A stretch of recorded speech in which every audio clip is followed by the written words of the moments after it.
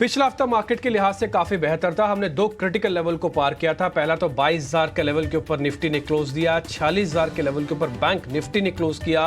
Earnings complete हुई हैं। अब बिना अर्निंग्स और इन लेवल की हेल्प से और ग्लोबल मार्केट की हेल्प से देखते हैं बाजार आगे क्या करता है। ये पूरा हफ्ता भी अपने आप में काफी क्रूशियल है क्योंकि हम नए हाई के बेहद करीब है। इस समय गिफ्ट निफ्टी हमको न्यू हाई बता रहा है मार्केट का। देखते हैं आप बाजार के अंदर आज की रणनीति क्या होगी। अगले 2.5 घंटे के लिए मेरे साथ अजय होंगे, साथ में सृष्टि होंगी, हम चर्चा करेंगे। लेकिन पहले जरा आपके सामने ट्रिगर्स ले आते हैं। ट्रिगर्स आपके स्क्रीन पर आएंगे। 4-5 अहम ट्रिगर्स है जिसकी बदौलत आज बाजार आपको थोड़ा ऊपर नीचे करता हुआ दिखेगा। इसको हमने छांट के आपके लिए रखा है, पहले स्क्रीन पर वो देख लिए, उसके बाद एक एक करके हम सारे पॉइंट्स क्लियर करते चलेंगे। डाउ 145 अंक फिसल गया है, लेकिन गिफ्ट निफ्टी में कुछ खास बड़ा बदलाव नहीं आ रहा। ये 22,150 के आसपास है। आपको पिछला हाई ध्यान होगा 22,127 का बना हुआ है। मिडल ईस्ट तनाव बढ़ने से क्रूड थोड़ा ऊपर आ गया और एक करीब $83 के आसपास है। हालांकि अभी भी भारत के कंफर्ट जोन में है, लेकिन अगर स्थिति बिगड़ती है तो फिर बात होगी। पेटीएम को आरबीआई से राहत है। फेमा से भी उसको क्लीन चिट मिली है। एक्चुअली में डेट बढ़ाई गई है, ये 29 फेब की जगह 15 मार्च कर दी गई है। क्या पेटीएम इसको अपने लिए शेयर प्राइस में भुनाएगा, ये आपके मन में भी क्वेश्चन चल रहा होगा, इसका जवाब आपको मिल जाएगा। सुला में आज एक ब्लॉक डील लगने जा रही है और ये इंपॉर्टेंट होगी क्योंकि इसके नंबर्स आने के बाद ही पहले काफ़ी तेज़ हुआ था, आज ब्लॉक डील का बारी है। तो ये कुछ एक इंपॉर्टेंट ट्रिगर्स हमने आपके सामने रख दी हैं। अब आगे बढ़ते हैं। सृष्टि, तो हफ्ते का पहला दिन और रिकॉर्ड स्तरों पे जीत की तैयारी और शुरुआत की तैयारी है, पर सबसे पहले ग्लोबल संकेतों के बारे में जानना चाहेंगे। और अजय, कैसे देखा जाए ग्लोबल मार्केट्स को? 145 अंकों का एक स्लाइड ज़रूर था, बट इन्फ्लेशन का डेटा भी हमारे सामने है और साथ ही अब जो रेट कट की संभावना है वो शिफ्ट थोड़ी सी होती हुई दिख रही है। ऐसे में आप कैसे प्लेस देख रहे हैं? Good morning Dimpy, good morning Srishti. Well Dimpy, आपने सृष्टि का स्वागत नहीं किया ठीक से। सुबह के शो में पहली बार वो स्वदेश पे आ गई हैं। ईटी नाउ और ईटी नाउ पे तो मैं वापस रेगुलर कंट्रीब्यूटर हैं और सारे हमारे व्यूअर्स और चाहने वाले उन्हें देखते आए, लेकिन आप तो सीधे मुद्दे की बात पे आ गए। ये गलत बात है। पहले आपको सृष्टि का स्वागत करना चाहिए सुबह के शो में। चलिए, मैं आपके वर्ड्स को लेता हूँ अजय, मैं आपके वर्ड्स को लेता हूं और एक धमाकेदार इंट्रो देता हूं। सब हो जाएं सावधान, सभा में सृष्टि जी पधार रही हैं और सृष्टि जी आपके लिए बहुत अच्छा मार्केट का एनालिसिस करेंगी। सृष्टि जी का स्वागत हो। जी हाँ, ये हुई ना बात। तो भाई ऑटो और हेल्थ केयर और रियल एस्टेट को तो बहुत खास तरीके से ट्रैक करती ही हैं ईटी नाउ स्वदेश के लिए। अब बाजार पे भी उनकी पैनी नज़र और अब जिम्मेदारियां बढ़ती जा रही हैं। तो बहुत बहुत स्वागत है आपका सृष्टि शो में, ईटी नाउ स्वदेश पर के खास मेन शो में, मॉर्निंग शो में। अब आगे बढ़ते हैं, बात कर लेते हैं। दी ग्लोबल मार्केट्स में एक छोटी बात है ये ध्यान देने वाली कि मार्च, अप्रैल, मई, जून, मार्च टू जून में बाजार ये मान के बैठा था कि कहीं ना कहीं रेट कट आ जाएगा यूएस मार्केट में। अभी जो चल रहा है ना बाजार में, वो ये एडजस्टमेंट हो रहा है कि भाई इमीडिएट रेट कट शायद ना हो। तो आप और ये क्यों हो रहा है? क्योंकि पीपीआई का डेटा कभी आ जाता है, कभी रिटेल का डेटा बहुत स्ट्रांग आ जाता है। तो ये सारे जो इकोनॉमिक डेटा आते जा रहे हैं, ये कहीं ना कहीं बाजार को थोड़ा सा मायूस कर रहे हैं कि शायद इमीडिएट रेट कट का केस नहीं है। कभी फेड की कमेंट्री आने लगती है। तो सिंपल सी बात ये है, और इसीलिए बाजार में थोड़ी बहुत आपको मुनाफा वसूली दिखती है ऊपर के लेवल में। यूएस मार्केट में अगर आप बॉन्ड यील्ड्स को देखें तो थोड़ा सा 4% के ऊपर चले गए हैं। यहीं पे डॉलर इंडेक्स में भी थोड़ी मजबूती आ गई है। तो ये थोड़ी सी दिक्कत वाली बात है, बट बहुत बड़ा इशू ये नहीं है क्योंकि हर बार बाजार गिरता है ना, उसके अंदर बाइंग आ जाती है यूएस मार्केट में। और दूसरा ये कि भारतीय मार्केट इस समय बहुत ज़्यादा क्लोजली यूएस मार्केट को नहीं ट्रेड कर रहे हैं। जब मूड करता है तब देखते हैं, जब मूड नहीं करता है तो बाजार में गिरावट होने के बावजूद भी यूएस मार्केट में कमजोरी और हम यहाँ से तेज़ी दिखाते हैं। तो कोरिलेशन जो है इस समय यूएस मार्केट का और इंडियन मार्केट का थोड़ा सा कमज़ोर है, ये समझ के आपको बात करनी चाहिए। लेकिन अब हम शिफ्ट करते हैं फोकस इंडियन मार्केट में। जी, इंडियन मार्केट्स में अजय देखिए, कोरिलेशन की तो आपने बात की कि दोनों में कोरिलेशन कम है, पर बेहद वॉलेटिलिटी देखने को मिल रही है। हालांकि हमने पिछले पूरे हफ्ते में गेन ज़रूर किया, बट आप ऑप्शंस के प्रीमियम देख लीजिए, जिस तरीके की हम शुरुआत करते हैं और जो एंडिंग करते हैं उसमें काफ़ी वॉलेटिलिटी है। इस हफ्ते के लिए क्या स्ट्रैटेजी आप देख रहे हैं और खास तौर से आज के लिए क्या आपको लगता है फिर से वो वॉलेटिलिटी किक इन हो सकती है? देखिए, 2024 का मंत्रा मैं आपको बता दूं, हम कई बार डिस्कस भी किया है, बट फिर भी ध्यान देने लायक बात यह है कि अगर 2023 हाई रिटर्न्स लो वॉलेटिलिटी का ईयर था, तो 2024 हाई वॉलेटिलिटी लो रिटर्न्स या मॉडरेट रिटर्न्स का साल बन सकता है। और आपको वो चीज़ अक्सर बाजार दिखाई देता है। बहुत ज़बरदस्त वॉलेटिलिटी पूरे हफ्ते में अगर हम देखें, नीचे में 21,500, ऊपर में 22,000, करीब 70 के आसपास का रेंज हमने पकड़ के चला है निफ्टी में। बैंक निफ्टी की भी रेंज आपके स्क्रीन पे आ जाएगी। अगर हम बैंक निफ्टी की बात करें तो डायरेक्टर साहब लेके आइए बैंक निफ्टी को। बैंक निफ्टी का इंतजार हो रहा है डायरेक्टर साहब। ओके, बैंक निफ्टी आ चुका है। बैंक निफ्टी का अगर हम देखें तो करीब करीब, ओके ये तो निफ्टी आ गया वापस, कोई बात नहीं, हम बैंक निफ्टी लाते हैं आपके लिए। ये देखिए बैंक निफ्टी है 44,630 का नीचे और करीब करीब 46,700 का टॉप। ये रेंज जो है बैंक निफ्टी पिछले हफ्ते, और अगर ये वीकली चार्ट दिखाएं डॉक्टर साहब तो आपको समझ में आएगा कि क्या हुआ एग्जैक्टली। इसमें अगर आपने डिक्लाइंस पे हजार पॉइंट की कई सारी डिक्लाइंस आपको देखने को मिली पिछले हफ्ते में। अगर आपने नीचे माल लिया है, ऊपर में दिया है, तो आप पॉजिटिव हो जाएंगे। लेकिन अगर आप होल्ड करके 3-4 दिन होल्ड करके चलने वाले पोजिशनल टाइप के ट्रेडर हैं तो थोड़ी दिक्कत हुई होगी। पिछले हमने हफ्ते ये भी देखा कि पीएसयूज वापस आ गए, बहुत तेजी से पीएसयूज में वापस बाइंग शुरू हो गई, जो कि कुछ लोग कह रहे थे भाई सब बहुत महंगे हो गए वगैरह वगैरह। नहीं, डिक्लाइन पे पीएसयू में बाइंग आई। स्पेशली अगर हम बात करें तो एनर्जी पीएसयूज में, ऑयल मार्केटिंग कंपनीज, आपका ओएनजीसी, ऑयल इंडिया जैसी कंपनियों में बहुत ज़बरदस्त बाइंग आई। पीएसयू बैंक्स पिछले हफ्ते बहुत सॉलिड चले। एसबीआई जैसे बैंक्स में बहुत बढ़िया तेज़ी आई और हमने देखा कि एचडीएफसी बैंक से थोड़ा पैसा निकल के एसबीआई की तरफ जाता हुआ नजर आया। तो पोजीशन चेंज हो रही हैं। इंश्योरेंस स्टॉक से बहुत तेजी हुई है। तो कहीं ना कहीं बाजार पीएसयू की तरफ टिका हुआ है अभी भी, चाहे वो पीएसयू इंश्योरेंस स्टॉक हो, पीएसयू बैंक हो, एनर्जी पीएसयूज हो, वहाँ पे आपको नज़र रखनी चाहिए। और इस हफ्ते के लिए भी अगर आप देखें तो शॉर्ट कवरिंग का जो सहारा बाजार को थोड़ा बहुत मिला पिछले हफ्ते, गुंजाइश हो सकता है थोड़ी और ऊपर की तरफ बने अगर ये शॉर्ट कवरिंग जारी है। अभी हम डिम्पी से ये बात करेंगे इस बारे में सृष्टि की, ये सारी जो तेज़ी आपने पिछले हफ्ते देखी है ना, ये एफआईएस ने बहुत भीषण तरीके से अपनी लॉन्ग पोजीशन नहीं बढ़ाई है। उसके बाद भी आपको एक बहुत बढ़िया मूव दिखाई दिया बाजार में, निफ्टी बैंक निफ्टी में। उसका रीज़न ये है कि सहारा मिला है बाजार को थोड़े बहुत शॉर्ट कवरिंग का। अब इससे पहले कि डिम्पी के पास जाऊं, आपको दो हिस्से बता दूं जहां पे आपको तेज़ी बना सकते हैं आप डिक्लाइंस पे। एक तो है टू व्हीलर स्टॉक्स। पिछले हफ्ते स्पेशली फ्राइडे को हमने देखा कि बजाज और टीवीएस में बहुत बढ़िया लॉन्ग पोजीशन बनी है। हीरो भी पीछे रह सकता है। टू व्हीलर स्टॉक्स में मोमेंटम तगड़ा है। अगर आप लॉन्ग ट्रेड करना चाहते हैं तो पुल बैक्स में यहाँ पे नज़र बना के रखिए। मैंने आपको ऑलरेडी पीएसयू इंश्योरेंस के बारे में बताया। और दूसरा पीएसयू बैंक्स, वहाँ पर भी रिजल्ट बहुत अच्छे हैं, वैल्यूएशन कंपैरेटिवली कम है, पुल बैक्स में नज़र बना के रखिए। ये तो हो गया बाजार का जायज़ा। लेकिन आगे बढ़ते हैं और हम लेते हैं चाय की चुस्कियाँ, लेकिन डिम्पी के पास जाएंगे और हम बात करेंगे कि फ्यूचर्स एंड ऑप्शंस में निफ्टी बैंक निफ्टी को लेके क्या व्यू बन रहा है, डेटा कहाँ दिखा रहा है और आपको कैसे ट्रेड करना चाहिए। निफ्टी से शुरुआत करते हैं डिम्पी।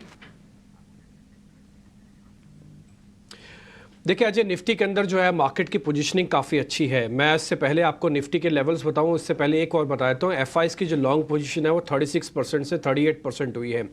डेट में एफआईएस थोड़ा बहुत मार्केट के अंदर पोजीशन अपनी होल्ड करके बैठे हैं। अगर आप पिछले 10 से 15 दिन का डाटा चेक कर रहे होंगे तो आप 32 से 38% के बीच में ही है लॉन्ग पोजीशंस लेके बैठे। पिछले 10 दिन से आप मार्केट चेक कर लीजिए, मार्केट ऑलमोस्ट यही था। पिछले 10 दिन पहले ही हमने मार्केट का ऑल टाइम हाई लगाया था जब हमने 22,126 का नया लेवल बनाया था। तो कुल मिला के कहने की मेरी बात यह है कि एफआईएस अभी भी रेंज के अंदर है। एफआईएस का कोई तोड़ फोड़ नंबर नहीं आ रहा, इसलिए बाजार के अंदर मेरे को लगता है एक बार हम नया हाई बनाने के बाद चलेंगे। इस पर लेके मेरे को थोड़ा सा डाउट है, इसलिए मार्केट के अंदर धीरे धीरे काम करें, कम वॉल्यूम के साथ काम करें। ये 20% से की पोजीशंस ना रखें। रिटेल और एफआईएस की, रिटेल और डीआईएस की लॉन्ग पोजीशंस में कोई बदलाव नहीं हो रहा। जो कर रहे हैं वो सिर्फ एफआईएस कर रहे हैं, वो भी 2-2.5% के साथ ही, बस इससे ज़्यादा नहीं। कोई भी नंबर हमको बैक टू बैक जंप होते हुए नहीं दिख रहा, इसलिए मार्केट के अंदर थोड़ा रुक के काम करना चाहिए। अब आपने मेरे से क्वेश्चन पूछा निफ्टी का कि निफ्टी के अंदर क्या हुआ है। निफ्टी के अंदर देखिए 2 लाख, करीब 2,32,000 कॉन्ट्रैक्ट अभी भी ओपन है। इसका मतलब क्या है कि मार्केट के पास फ्यूल अभी भी बहुत है। कोई आदमी ये सोचे कि नहीं शॉर्ट कवरिंग के बाद बाजार अब थोड़ा ठंडा हो जाएगा, यस वो लेवल से ठंडा हो सकता है, वो रेजिस्टेंस से भी ठंडा हो सकता है, बट उसके अंदर जो ओपन इंटरेस्ट का फ्यूल भरा हुआ है वो बहुत ज़्यादा है, वो अभी भी सेटल नहीं हुआ है। ये टिपिकली 29 तारीख की इस बार की डेरिवेटिव एक्सपायरी, आज हम 19 तारीख पे आ चुके हैं। अगले 10 दिन में इनको कम से कम, ज़्यादा नहीं तो 32,000 कॉन्ट्रैक्ट सिस्टम से हटाने होंगे। अगर ये नहीं हटे तो फिर ये दिक्कत करेंगे। तो इसलिए 32,000 कॉन्ट्रैक्ट मार्केट को ऊपर नीचे करने की कम से कम 150 से 200 पॉइंट की कैपेसिटी रखता है। तो अब आपको करना क्या चाहिए? आपको ये करना चाहिए, अगर आपके पास पहले से लॉन्ग पोजीशंस हैं ऑलरेडी हमने 22,500, फिर 800, फिर अब नया आपको स्टॉप लॉस दे देते हैं, वो है 22,000 का। अब आप ट्रेलिंग स्टॉप लॉस लगाओ 22,000, जिनके पास पुराना निफ्टी पड़ा है। 22,200, 2,200 तक का आपका पहला टारगेट होगा। माइंड इट, ध्यान रखा जाए 22,150 के रेंज पार करने पर ही बाजार अब और शॉर्ट कवरिंग दिखाएगा, नहीं तो फिर से रुकेगा, क्योंकि ये रेंज रुकने की रेंज भी है उसकी। तो 22,000 का स्टॉप लॉस लगाएं, 22,200 का पहला टारगेट रखें। जिनके पास पुरानी पोजीशंस है, जो नई पोजीशंस लेके आ रहे हैं, उनके लिए भी स्टॉप लॉस यही है 22,000 का, और 22,200 का टारगेट है। जिनको सीरीज के हिसाब से खेलना है, उनके लिए जो स्टॉप लॉस है वो कह रहे हैं 21,800 का। तो ये लॉन्ग वालों के लिए है, जो निफ्टी लॉन्ग करके जाना चाहते हैं या फिर करना चाहेंगे आज। ओके, तो ये एफएनओ से रिलेटेड पूरी रणनीति, अगर आपके पास मौजूदा लॉन्ग पोजीशंस हैं तो आप क्या करें और कौन से अहम लेवल्स पे आपको नज़र रखनी है। पर डिम्पी, ये तो हो गई निफ्टी 50 की बात। बैंक निफ्टी जो कि ज़्यादा वॉलेटाइल इंडेक्स है, वहाँ पे क्या कुछ रणनीति होनी चाहिए? कैसे देख रहे हैं आप एफएनओ की पूरी पोजीशंस प्लेस्ड वहाँ पे? देखिए, वहां पर 1,87,000 कॉन्ट्रैक्ट है। ऑलरेडी 2 लाख से ऊपर के कॉन्ट्रैक्ट होते थे। तब हमने मार्केट में कई बार बोला कि बैंक निफ्टी को आदत नहीं है 2-2.25 लाख कॉन्ट्रैक्ट ओपन रख के उसको ट्रेड करने की। उसको शट डाउन करेगा, गिराएगा। वो गिराया उसने, एक दिन 9% का ओपन इंटरेस्ट शेडिंग करवाई, और उससे पहले 5 दिन % की ओपन इंटरेस्ट शेडिंग कराई। लेकिन अगर आप लास्ट का सेशन देखेंगे ना, तो मार्केट के अंदर जो OI चेंज है वो 1% का भी नहीं हुआ। इसका मतलब बैंक निफ्टी जो अब बढ़ रहा है ना, वो आपको कन्विक्शन के साथ नहीं बढ़ रहा, वो सिर्फ ऐसे बढ़ रहा है कि ठीक है बढ़ना है तो भाई बढ़ लो, वैसे वाला है। उसके पास ना डाटा बैक्ड है, ना पावर है, ना उतनी तेजी है। ये तेजी ऑलरेडी शॉर्ट कवरिंग की हो चुकी है, और शॉर्ट कवरिंग हमेशा शॉर्ट लिव्ड होती है। ये आपको 2 दिन तक तो सहायता कर सकती है, तीसरे दिन आपको नया फ्यूल चाहिए मार्केट को चलाने के लिए, वो एब्सेंट है मार्केट के अंदर। एक अच्छी चीज मैं आपको क्लियर कर देता हूं, 46,000 के ऊपर बैक टू बैक हमने 2 बार क्लोज किया है। 46,500 हमारा सामने एक रेजिस्टेंस के तौर पर है। जिनके पास भी बैंक निफ्टी की लॉन्ग पोजीशंस है, 46,000 का स्टॉप लॉस लगा के रखें। 40,000 पहला, 500 पहला टारगेट, 40,800 दूसरा टारगेट है। जिन्होंने आज लेना है उनके लिए भी 40,000 पहला स्टॉप लॉस लगा के रखें। 40,500 आपका टारगेट है, 40,800 आपका दूसरा टारगेट है। अब आप बोलेंगे 350 पे तो बंद है, आज गैप भी मिलेगा, फिर क्या करें? आप वेट करो, आपको वेट ही करना पड़ेगा, क्योंकि आपने बस नहीं पकड़ी तो रिवॉर्ड तो उनको मिलेगा जिसने रिस्क लिया है। तो इसलिए वेट करना चाहिए। आप लेवल के हिसाब से खड़े रहो। जिन्होंने शॉर्ट करना है, एक बार चेक कर लेना, 40,500 के ऊपर अगर जा रहा है बैंक निफ्टी तो शॉर्ट करने से रुक जाना, अदरवाइज नहीं तो शॉर्ट भी खोले जा सकते हैं ऊपर से। ऐसा नहीं कि शॉर्ट्स नहीं खोले जाएंगे, 40,500 के आसपास शॉर्ट्स खोले जाएंगे, बट वो कंडीशन अप्लाइड है, वो ब्रेक होता है कि नहीं होता, आज बहुत क्रिटिकल होगा ये चीज समझना। तो इसलिए लेवल के साथ काम कीजिए। तेजी और मंदी बोथ द कंडीशन में 20% से ज्यादा ओपन इंटरेस्ट यानी कि अपनी पोजीशंस ना रखिएगा, और 40% स्टॉक्स के अंदर और करीब करीब 60% पोजीशंस अपने कैश के अंदर रखो तो ज्यादा अच्छा है। ओके, ये तो हो गई बैंक निफ्टी। डिम्बी, कुछ स्टॉक्स लेके आए आप एफएनओ में, कैश में? नहीं, आज कोई स्टॉक्स नहीं है अजय, क्योंकि आज एक तो मंडे का सेशन है और एक बार बड़ा मार्केट को सेटल होना देख लेते हैं, उसके बाद फिर एक स्टॉक आपके सामने डेरिवेटिव्स का जरूर रखेंगे। अच्छा, रडार पे रखेंगे भी नहीं? तो मार्केट में, खुले मार्केट में रखेंगे आपके साथ। ये हुई ना बात। चलिए, नहीं, रडार पे तो है ही, रडार पे भी है। ठीक है, चलिए, आपको रडार हम चलते बाजार में वापस से ऑन करवा लें, कोई दिक्कत नहीं, घर की बात है। जब प्लग लगाया, ऑन किया रडार ऑन, उसमें क्या है कि आपको प्री मार्केट ही देना जरूरी है। लेकिन आगे बढ़ते हैं। सोनी पटनायक, जतिन गेडिया और मितेश पांचाल हमारे साथ जुड़ चुके हैं बाजार की बातचीत आगे लेके चलने के लिए और ट्रेडिंग आइडियाज। शानदार मुस्कुराहट के साथ शुरुआत करेंगे सोनी पटनायक के साथ। मितेश जी, आप भी अपने सिस्टम प्रोसेस को एकदम रेडी रखिए, इसके बाद ट्रेडिंग आइडियाज आपके पास आएंगे, लेकिन शुरुआत निफ्टी बैंक निफ्टी पे करनी पड़ेगी सोनी जी के साथ। Good morning Soni. Good morning Ajay ji, Srishti ji, Dimpy ji, सारे पैनलिस्ट एंड दर्शकों को। जी देखिए, निफ्टी में एक पॉजिटिव व्यू बन रहा है। वीकली क्लोजिंग हम देखेंगे तो 22,000 के ऊपर ही हुआ है, और काफी अच्छे से एक ओपन इंटरेस्ट एडिशंस भी नजर आया हुआ है 22,000 की पुट में। सो मेरे ख्याल से मल्टीपल सपोर्ट अभी बनते जा रहे हैं, 21,800 पे, 21,900 पे, 22,000 पे भी बनते जा रहा है। थोड़ा सा आपको 1-2 दिन का कंसोलिडेशन मूव नजर आ सकता है बिफोर एक वो ऑल टाइम हाई को ब्रेक करते हुए। बहुत इजीली नहीं करेगा या फिर आज नहीं करेगा, बट पोजिशनली डेफिनेटली मुझे लग रहा है कर सकता है। एंड फेब एंड तक अगर मैं यहाँ पे एक व्यू देना चाहूँ तो मेरे ख्याल से काफी पॉजिटिव लग रहा है। कॉल के साइड में हम देखेंगे तो सबसे हाईएस्ट ओपन इंटरेस्ट 23,000 के कॉल में आके बैठ गया है। Followed by 22,600। सो मेरे ख्याल से एनी मोमेंट 22,150 के ऊपर जब निफ्टी निकालेगा तो वहां से आपको काफी अच्छे से एक तेजी नजर आ सकती है। 22,600 पहला टारगेट बन सकता है। सो पोजीशंस होल्ड कीजिए, हर एक डिप में आप ऐड कर सकते हैं। निफ्टी में बहुत क्रूशियल सपोर्ट यहाँ पे आपका बनेगा 21,800। उसके ऊपर जब तक मेंटेन करता है मेरे ख्याल से बाय फेब एंड आपको 22,300 22,600 ऐसे स्टेप्स में नजर आ सकता है निफ्टी। बैंक निफ्टी की बात करें तो यहाँ भी काफी पॉजिटिव है। इनफैक्ट बैंक निफ्टी का एक क्रूशियल रेजिस्टेंस है 47,000, जो कि मोस्ट लाइकली ये वीकली एक्सपायरी में ना निकाल पाएगा, बट मंथ एंड के एक्सपायरी में डेफिनेटली निकाल सकता है। 47,000 बहुत ही क्रूशियल है। पेन पॉइंट सबसे ज्यादा 47,000 में ही है ऑप्शंस चेन में। मोमेंट 47,000 को निकालता है बैंक निफ्टी आपको इवेंचुअली 49,000 प्लस लेवल्स भी दिखा सकता है। सो इसलिए थोड़ा सा शांत रहिए, थोड़ा सा पॉजिटिव रखिए इसको। पोजीशंस डिप में ऐड करते चलिए। 46,000 का बहुत अच्छा सपोर्ट बन गया है, कंसोलिडेट कर सकता है, बट फेब एंड एक्सपायरी में आपको दोनों इंडिसेस ऊपर की तरफ ही नजर आ सकता है। बाइंग ऑन डिप्स का आपका मूड बन रहा है और करीब करीब 49,000 का भी बैंक निफ्टी पे व्यू बन रहा है। एक और बात खास देने की बात यह है कि बैंक निफ्टी में पीएसयू बैंक्स का दबदबा बढ़ रहा है।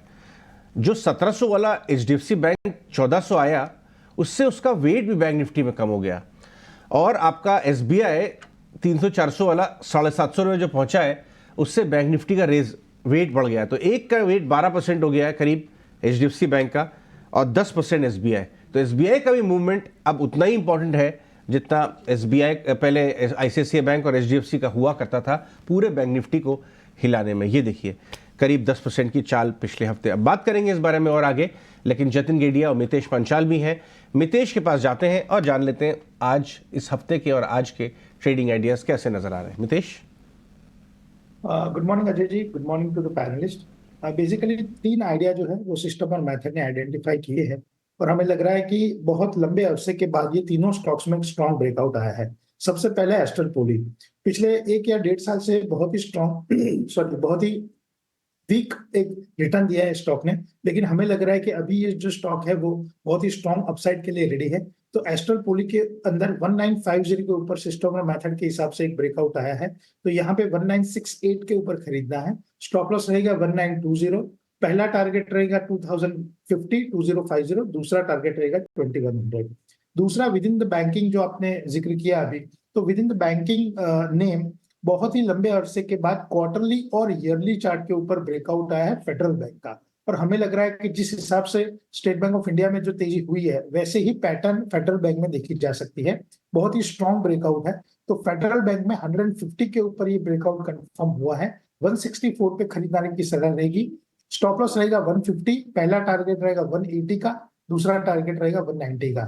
और तीसरा जो स्टॉक है वो सिंजिन है। 720 के ऊपर in the combination of monthly और वीकली चार्ट ये ब्रेकआउट कंफर्म हुआ है। तो 764 के ऊपर सिंजिन में खरीदारी की सलाह रहेगी। स्टॉप लॉस यहाँ पे रहेगा 720 का, पहला टारगेट 800, दूसरा टारगेट 820। ओके, तो ये 2 काउंटर्स हैं जहां पे आपको नजर रखनी है, एस्ट्रल और साथ ही फेडरल बैंक। यहाँ पे मितेश की राय पर जाते ना। वेरी गुड मॉर्निंग, बताइए कौन से स्टॉक्स आपके रेडार पे हैं? Good morning everybody. तो हमारा जो शेरखान रिसर्च टीम का व्यू है कि कहीं ना कहीं एक स्टॉक स्पेसिफिक मूव आ सकता है बाजार में। बाजार निफ्टी साइडवेज रह सकता है, लेकिन स्टॉक स्पेसिफिक हम पॉजिटिव एक्शन देख सकते हैं। तो हम 2 रिकमेंडेशंस लेके आए हैं। जो पहला रिकमेंडेशन होगा वो टाटा कम्युनिकेशंस पे होगा। तो Tata communications previous trading session में हमने देखा है कि वॉल्यूम के साथ एक 8 वीक का कंसोलिडेशन जो है उसको अपसाइड की तरफ ब्रेक किया है। वॉल्यूम के साथ ब्रेकआउट आया, तो मेरे को लगता है कि ब्रेकआउट जेन्युइन है। तो मैं टाटा कम्युनिकेशंस में लॉन्ग जाने की सजेशन दूंगा। हमारा स्टॉप लॉस रहेगा 1780 का और हमारे टारगेट रहेंगे 1890 के। जो सेकंड रिकमेंडेशन होगा वो एसआरएफ पे होगा। तो एसआरएफ पे हमने देखा है कि एक फॉलिंग चैनल में से ब्रेकआउट हुआ है। लास्ट वीक एक इनसाइड बार वीकली चार्ट्स के ऊपर बना था, तो लास्ट वीक उसने ब्रेकआउट दिया है ऊपर की तरफ। तो मेरे को लगता है जो कंसोलिडेशन है वो ऊपर की तरफ ब्रेकआउट हुआ है, तो पॉजिटिव मोमेंटम कंटिन्यू रह सकता है। इसके लिए एसआरएफ हमारा दूसरा रिकमेंडेशन होगा। मैं इसमें स्टॉप लॉस 2330 का लगाना चाहूंगा और हमारे टारगेट रहेंगे 25-30। Okay Jatin Kedia, interesting. आपके रेडार पे केमिकल स्टॉक्स अब धीरे धीरे वापस आ रहे हैं। एसआरएफ आपका एक पसंदीदा स्टॉक है, ये देखने वाली बात है। निकुंज हमारे मैनेजिंग एडिटर भी हमारे साथ स्टूडियोज में आ चुके हैं, हम उनसे बाजार की बातचीत को आगे लेके चलेंगे। लेकिन एसआरएफ के साथ साथ ज़रा यूपीएल को भी लेके आइए। भले ही एसआरएफ में थोड़े अर्ली साइंस दिखाई दे रहे हो, लेकिन सेक्टर लीडर्स जो हैं अभी भी थोड़ा कमजोरी की तरफ देख रहे हैं। लेकिन आगे बढ़ते हैं और बाजार की बातचीत हम अपने मैनेजिंग एडिटर निकुंज डालमिया के साथ आगे लेके चलते हैं। गुड मॉर्निंग निकुंज, आपका काफ़ी हेक्टिक वीकेंड था। आप वीकेंड में भी 2-3 हफ्ते से बहुत हेक्टिक रहे, बहुत आपकी बारी भी सबकी एक साथ। लेकिन अब हमने इस हफ्ते जो है आराम कर लिया, लेकिन आप इस हफ्ते भी काफी काम काफी खबरें लेके आए। लेकिन बाजार भी आराम नहीं करने दे रहा है। 22,000 के ऊपर आ गए हम, मतलब जितना हम सोच रहे के बैठे थे। पिछले हफ्ते भी बहुत शार्प बाजार में तेजी आई। आप इस समय कंस्ट्रक्ट बाजार कैसा देख रहे हैं? अजय, फरवरी और मार्च में आपको न्यूज़ ट्रिगर नहीं है, बड़ा न्यूज़ ट्रिगर है ही नहीं। अर्निंग्स खत्म हो चुकी हैं, कोई बड़ा ट्रिगर इस हफ्ते नहीं है। तो अगर आप मार्केट को आप देखें तो क्योंकि कोई न्यूज़ ट्रिगर मार्केट में नहीं लग रहा है, तो मुझे लगता है कि जब मार्केट में न्यूज़ ट्रिगर नहीं होता है, technicals and flow they play a larger role. अगर आप ग्लोबल मार्केट का कंस्ट्रक्ट भी देखें तो सबसे पहले अच्छी खबर ये है कि ग्लोबल मार्केट्स ठीक ठाक हैं, वहाँ पर रिस्क ऑफ नहीं हुआ है, बॉन्ड यील्ड स्टेबल हैं, डॉलर इंडेक्स में कुछ बड़ा परिवर्तन नहीं हुआ है, फ्लोस को लेकर परिवर्तन नहीं है। तो ग्लोबल कंस्ट्रक्ट आपका ओवर शैडो नहीं करने वाला है। लोकल कंस्ट्रक्ट में ऊपर जाके मार्केट थम रहा है, रुक रहा है। मुझे लगता है इस मार्केट में कॉन्ट्रा जाए। जब मार्केट में 2-3, अगर ट्रेडर हैं तो मार्केट में जब 2-3 अच्छे दिन आते हैं तो बेचिए, मार्केट में 3-4 खराब दिन आते हैं खरीदिए। मार्केट में अपसाइड मुझे लगता है लिमिटेड है, डाउनसाइड भी मुझे लगता है काफ़ी वेल डिफाइंड है इस समय। इनफैक्ट निकुंज, आज मैं इकोनॉमिक टाइम्स में पढ़ रहा था, एक खबर बड़ी अच्छी आई कि लॉन्ग ओनली फंड का जो शेयर है भारतीय मार्केट्स में वो बढ़ता जा रहा है। एफपीआई ओवरऑल बेच रहे हैं, उसके बावजूद भी आपके भी कुछ सर्किल में एफआईआईज हैं जो इंडिया विजिट कर रहे हैं इस समय। ये जो एफआईआई, जो लॉन्ग ओनली टाइप के एफआईआईज हैं, उनका बाजार पे क्या व्यू बन रहा है, कुछ अगर आप शेयर कर सकें तो। अजय, सारे जहाँ से अच्छा हिंदुस्तान हमारा अभी वैसा ही फ्लेवर है इंडिया को लेकर के। इसलिए वैसा फ्लेवर है बिकॉज फ्रैंकली वर्ल्ड में आप देखें तो सबको पता है कि वो मैग्निफिसेंट 7 जिसकी हम बात करते हैं, वो जो 7 बड़े कंपनीज़ हैं जो यूएस के अंदर, जिन्होंने एनवीडिया और लिस्ट सब जानते हैं, उनके अलावा यूएस मार्केट के अंदर कोई बहुत बड़ा चेंज नहीं आया है। यूरोप के अंदर कोई खास बड़ा चेंज नहीं आया है। सिमिलरली अगर आप बात करें कि एफआईआईज के पास इंडिया में आने के अलावा कोई कंपल्शन इस समय नहीं है। तो मैं थोड़ा इस समय आश्चर्यचकित जरूर रहा कि जनवरी के अंदर फ्लोज इतने ज़्यादा नहीं थे, मगर मुझे लगता है कि एक एफआईआई का जो लास्ट हो रहा हम जिसे कहते हैं, मुझे लगता है कि 15-20 मार्च तक मुझे लगता है वो फ्लो अच्छे रहेंगे। हो सकता है 15-20 मार्च के बाद या 15-20 अप्रैल तक सब बोलें जी इलेक्शन तक रुक जाते हैं। हालांकि इलेक्शन मार्केट के लिए अब एक न्यू इवेंट हो चुका है, looking at the way how projections are and looking at the way जो ग्राउंड रियलिटी है। मगर फिर भी मुझे लगता है कि 15 अप्रैल तक जिसको भी प्री इलेक्शन बाइंग करनी है वो ले लेगा। उसके बाद मार्केट हो सकता है कि, और ग्लोबल इन्वेस्टर्स हो सकता है कि मार्केट आने के बाद ही लें, इलेक्शन के बाद ही लें। ओके, तो ये कुछ ट्रिगर्स हैं जहाँ पे आप ध्यान रख सकते हैं, और मार्केट का कंस्ट्रक्ट भी आपने निकुंज बताया। बट अब कहाँ पे नज़र रखनी है, क्योंकि हम अभी बात ही कर रहे थे कि पिछले हफ्ते पीएसयूज़ में एक अच्छा रनअप देखने को मिला, पर जैसा कि आप कह रहे हैं कि बड़ा न्यूज़ फ्लो का ट्रिगर नहीं है। तो ये फ्लो के बेसिस पे आपको क्या लगता है कौन से ऐसे सेक्टर्स पे ध्यान रखना चाहिए? पीएसयू बैंक्स पे नज़र रखिए। मुझे लगता है कि शॉर्ट टर्म में एचडीएफसी बैंक के अंदर भी पोटेंशियल है कि वो आउट परफॉर्म करेगा। I don't think HDFC bank is out of the woods, मगर मुझे लगता है कि शॉर्ट टर्म के अंदर उसके अंदर पोटेंशियल है कि वो आउट परफॉर्म कर सकता है। बिकॉज काफ़ी ज़्यादा वह मीटिंग्स कर रहे हैं, काफ़ी ज़्यादा वह लोगों से मिल रहे हैं, काफ़ी ज़्यादा वह लोगों को कन्विंस कर रहे हैं कि भैया देखिए, don't look at us for next 2 or 3 quarters, look at us for next 2 or 3 years। और अगर आप लंबी अवधि के लिए आते हैं तो look at us for next 20 or 30 years। तो डिपेंड कर रहा है कि आपका टाइम फ्रेम क्या है। अगर आप 2 या 3 क्वार्टर की बात कर रहे हैं तो एचडीएफसी बैंक में कुछ नहीं होना है। अगर 2 या 3 साल की बात करें, आउट परफॉर्मेंस हो सकता है, because the stock has fallen right now so much. मुझे लगता है कि इसमें नज़र रखनी चाहिए। पीएसयू बैंक्स इन जनरल मुझे लगता है बिकॉज इसके अंदर जो पिवट स्टॉक है वह state bank of India. State bank of India 700 के ऊपर जा चुका है। जब स्टेट बैंक ऑफ इंडिया 700 के ऊपर जाता है तो जो छोटे स्टॉक्स उससे रिलेटेड रहते हैं उनमें नज़र रखनी चाहिए। रेलवेज़ मुझे महंगे लगते हैं, हो सकता है मैं गलत हूँ, हो सकता है शॉर्ट टर्म में मोमेंटम हमें सरप्राइज कर दे। मुझे across the board railway stocks लगते हैं कि इस समय काफ़ी महंगे हो चुके हैं। एज अ कैटेगरी मुझे लगता है कि इस समय अगर आप नज़र रखें, जितने भी हम जिसे बोलते हैं जी कंस्ट्रक्शन कंपनीज, हिंदी में अगर मैं वर्ड बोलूँ ठेकेदारी की कंपनियां जो होती हैं, तो ठेकेदारी की कंपनियों में नज़र रखें। वहाँ पर अभी Q4 हमेशा अच्छा होता है, उनके मार्जिन्स अच्छे होते हैं। मैं कैपेसिटा की कॉन्फ्रेंस सुन रहा था, एनसीसी के नंबर्स देख रहा था, एलएनटी की गाइडेंस में देख रहा था, तो मुझे लगता है कि जो टिपिकल कंपनीज होती हैं जिससे हम बोल सकते हैं कि कंस्ट्रक्शन बिजनेस में होती हैं, देखिए एक रियल एस्टेट कंपनी है डीएलएफ। रियल एस्टेट, जो बड़ी रियल एस्टेट कंपनीज होती हैं, डेवलपर्स होते हैं, वो बिल्डिंग और मॉल्स नहीं बनाते हैं, वो उनके लिए और कोई बनाता है। तो उन पे नज़र रखिए, जो कि डीएलएफ या फिर प्रेस्टीज या फिर दूसरी कंपनियों के लिए मॉल या फिर घर या फिर उनके जो ऑफिसेज बना रहे हैं। इनफैक्ट अगर हम बात करें, आपने बहुत अच्छा थीम पकड़ा, ये BL कश्यप, अहलूवालिया कॉन्ट्रैक्ट, ये वैरायटी ऑफ स्टॉक्स पिछले हफ्ते काफ़ी अच्छा ऑलरेडी के एक्टिव नंबर में लास्ट वीक देख रहा था, 20-25% मार्जिन है, कमाल का मार्जिन है। और ये पूरी एक्टिव हो गई है स्पेस वापस से, इसमें एक सेकंड राउंड, तो एक इस पर नजर रखिए आप निकुंज की तरफ से। दूसरा PSU बैंक्स, जहां पिवट चेंज हो रहा है, SBI की तरफ बड़ी पोजीशन बन रही है, वहां देखिए। और पिछले हफ्ते हमने 1400 के आसपास डिप होते हुए HDFC बैंक को देखा और फ्राइडे को उसमें रिबाउंड आया था। निकुंज का कहना है कि इस हफ्ते वहां पे ये शायद रिबाउंड थोड़ा जारी रह सकता है, तो उसको भी एक ओवरसोल्ड टेरिटरी से बना के रखिए। डिम्पी दिल्ली में है। Good morning sir, good morning sir. मैं पहले क्वेश्चंस के वेट कर रहा था कि सभी लोग पूछ लें, फिर मेरे को एक क्वेश्चन। अरे हाँ जी डिम्पी जी, गुड मॉर्निंग। गुड मॉर्निंग, कैसी है ठंडी? मैं सुबह देख रहा था गूगल में 14 डिग्री है, मेरी मदर इन लॉ आई हुई है दिल्ली में, तो आज वो कह रही थी क्या करूँ, तो मैंने गूगल में देखा तो देखा कि सुबह 6:30 बजे 6.5 डिग्री था वेदर। नहीं सर, अभी थोड़ा पहले से फर्क पड़ा है। पहले तो बिल्कुल मैं एक वर्ड इस्तेमाल करूंगा, तबाही जैसा था। अब ऐसा नहीं है, अब तो थोड़ा सुधर गया है। हम लोग जब जीबीएस में आए थे तो एक शॉल, 2 मफलर, हाँ जी, जब जीबीएस के लिए हम लोग जब आए थे, और मैं और अजय तो मतलब 3 जैकेट, 2 मफलर, एक मंकी कैप सब लेकर आए थे। नहीं सर, अब तक है काफ़ी फर्क पड़ गया है। अच्छा सर, मेरा क्वेश्चन ये था कि अभी सभी लोग आपसे ये पूछ रहे हैं कि कहाँ पे नज़र रखनी है, क्या करना है, कौन सा सेक्टर ठीक है। मैं जस्ट इसके उल्टा पूछ रहा हूँ, कहाँ नज़र नहीं रखनी है और जो माल पड़ा उसको बेच दे। रेलवे स्टॉक्स जो हैं, मुझे लगता है कि फंडामेंटली इस समय थोड़े ज़्यादा चल रहे हैं। देखिए बुलेट ट्रेन और जो रेल नेटवर्क है वो बन रहा है, मगर रेलवे स्टॉक्स जो हैं इस समय प्राइसिंग कर रहे हैं FY27, FY28 की वैल्यूएशंस। और दूसरा मुझे लगता है डिम्पी, इस लेवल पर आज नहीं तो कल, कल नहीं तो परसों, the temptation to sell by the government I think would be there, क्योंकि उन सरकार भी एक तरह के मालिक है, सरकार भी एक प्रमोटर है, और सरकार को भी पता है कि उनको आगे पीछे कैश की ज़रूरत पड़ेगी। तो इस लेवल के अंदर, बिकॉज रेलवे स्टॉक्स के अंदर काफ़ी ज़्यादा होल्डिंग्स हैं गवर्नमेंट की, उनके अंदर मुझे लगता है कि आने वाले समय के अंदर OFS का भी रिस्क रह सकता है। तो फंडामेंटली मुझे रिच लगते हैं, सप्लाई का मुझे इनके अंदर मुझे रिस्क लगता है, तो मुझे लगता है कि उस पर नज़र ना रखें।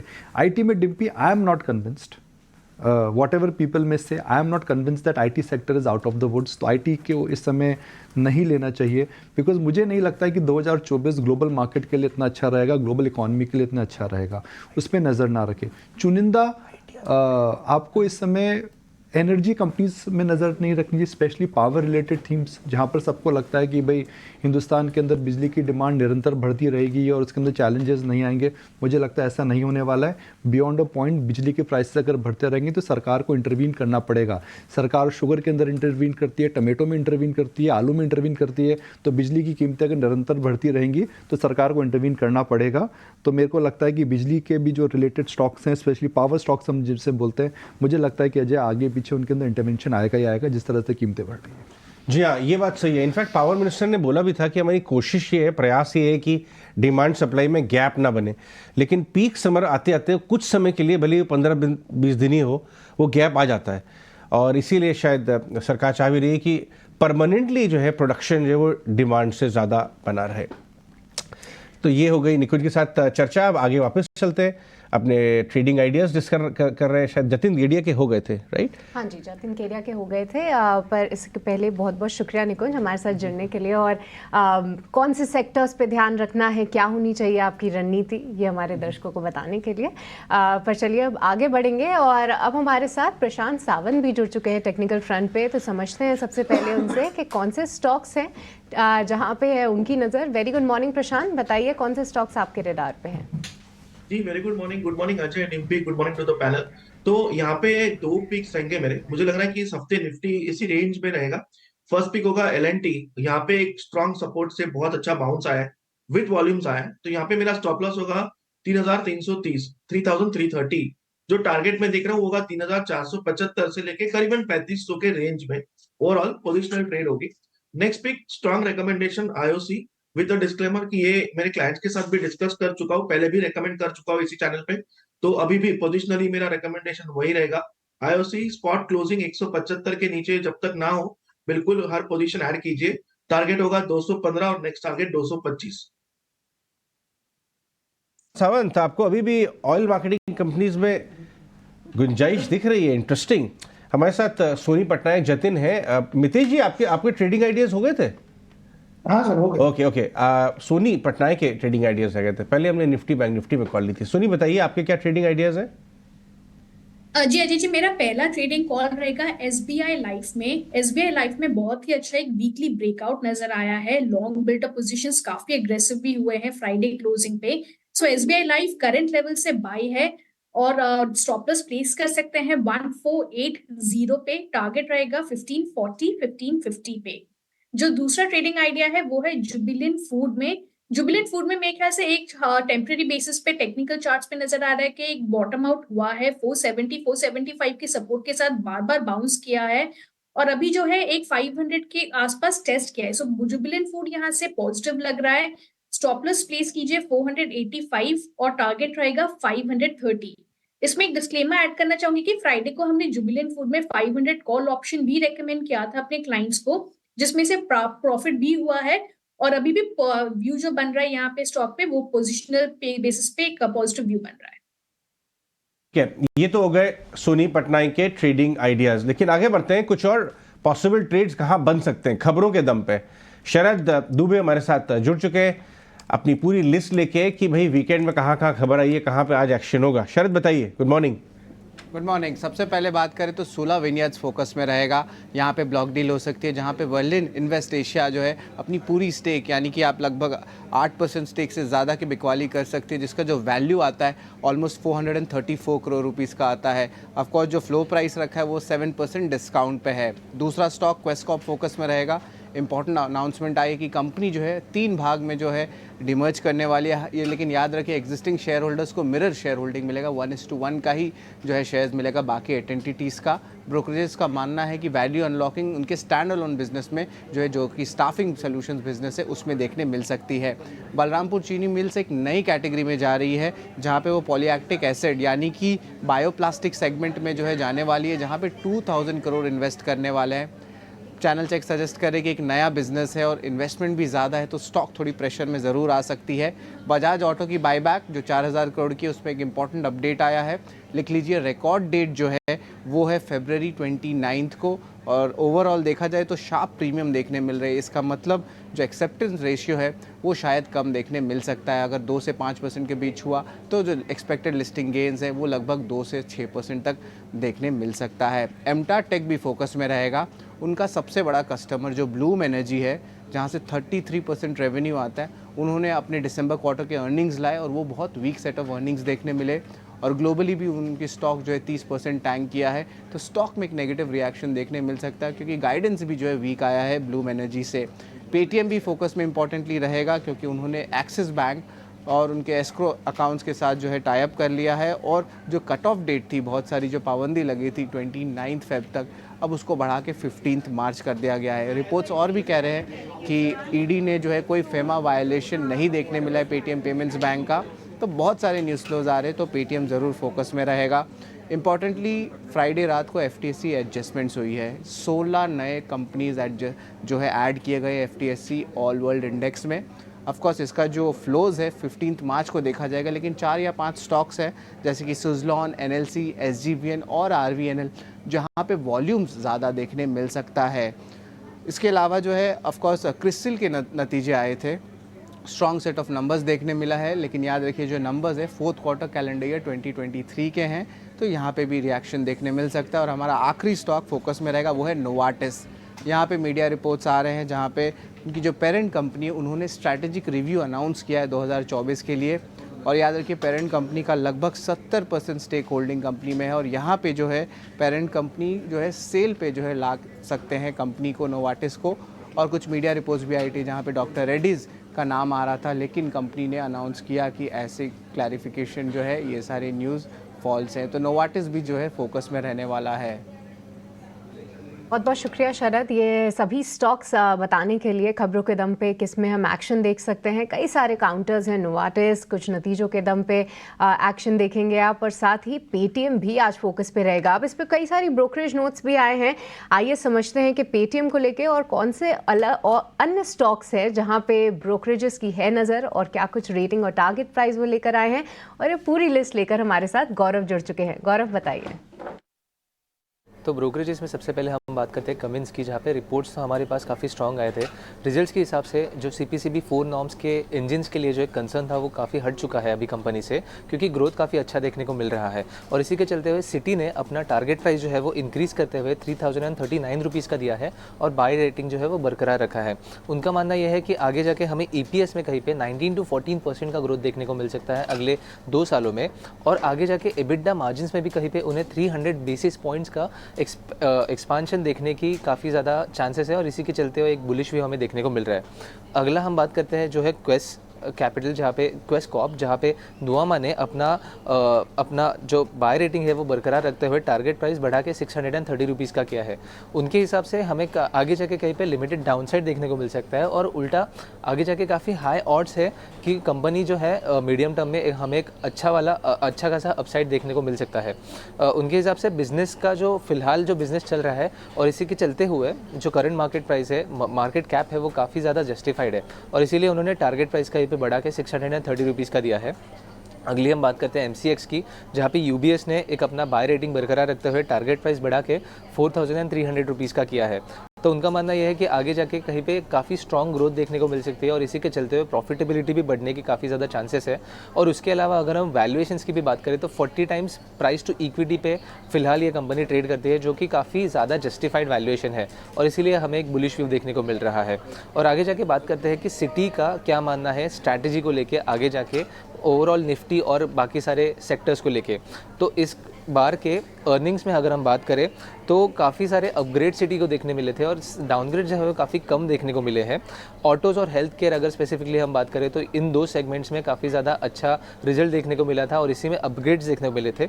और उसके अलावा फाइनेंशियल्स और मटेरियल्स जो है उसमें हमें कहीं पे मिस देखने को मिला था टारगेट्स में, और इसी में थोड़े बहुत जो भी है वो डाउनग्रेड्स देखने को मिले थे।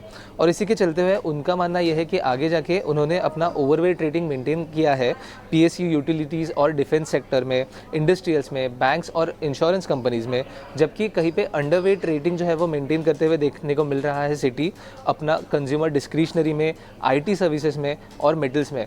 तो आगे जाके इन्हीं सब सेक्टर्स पे और इन्हीं सब कंपनीज पे हमारी भी नज़र बनी रहेगी।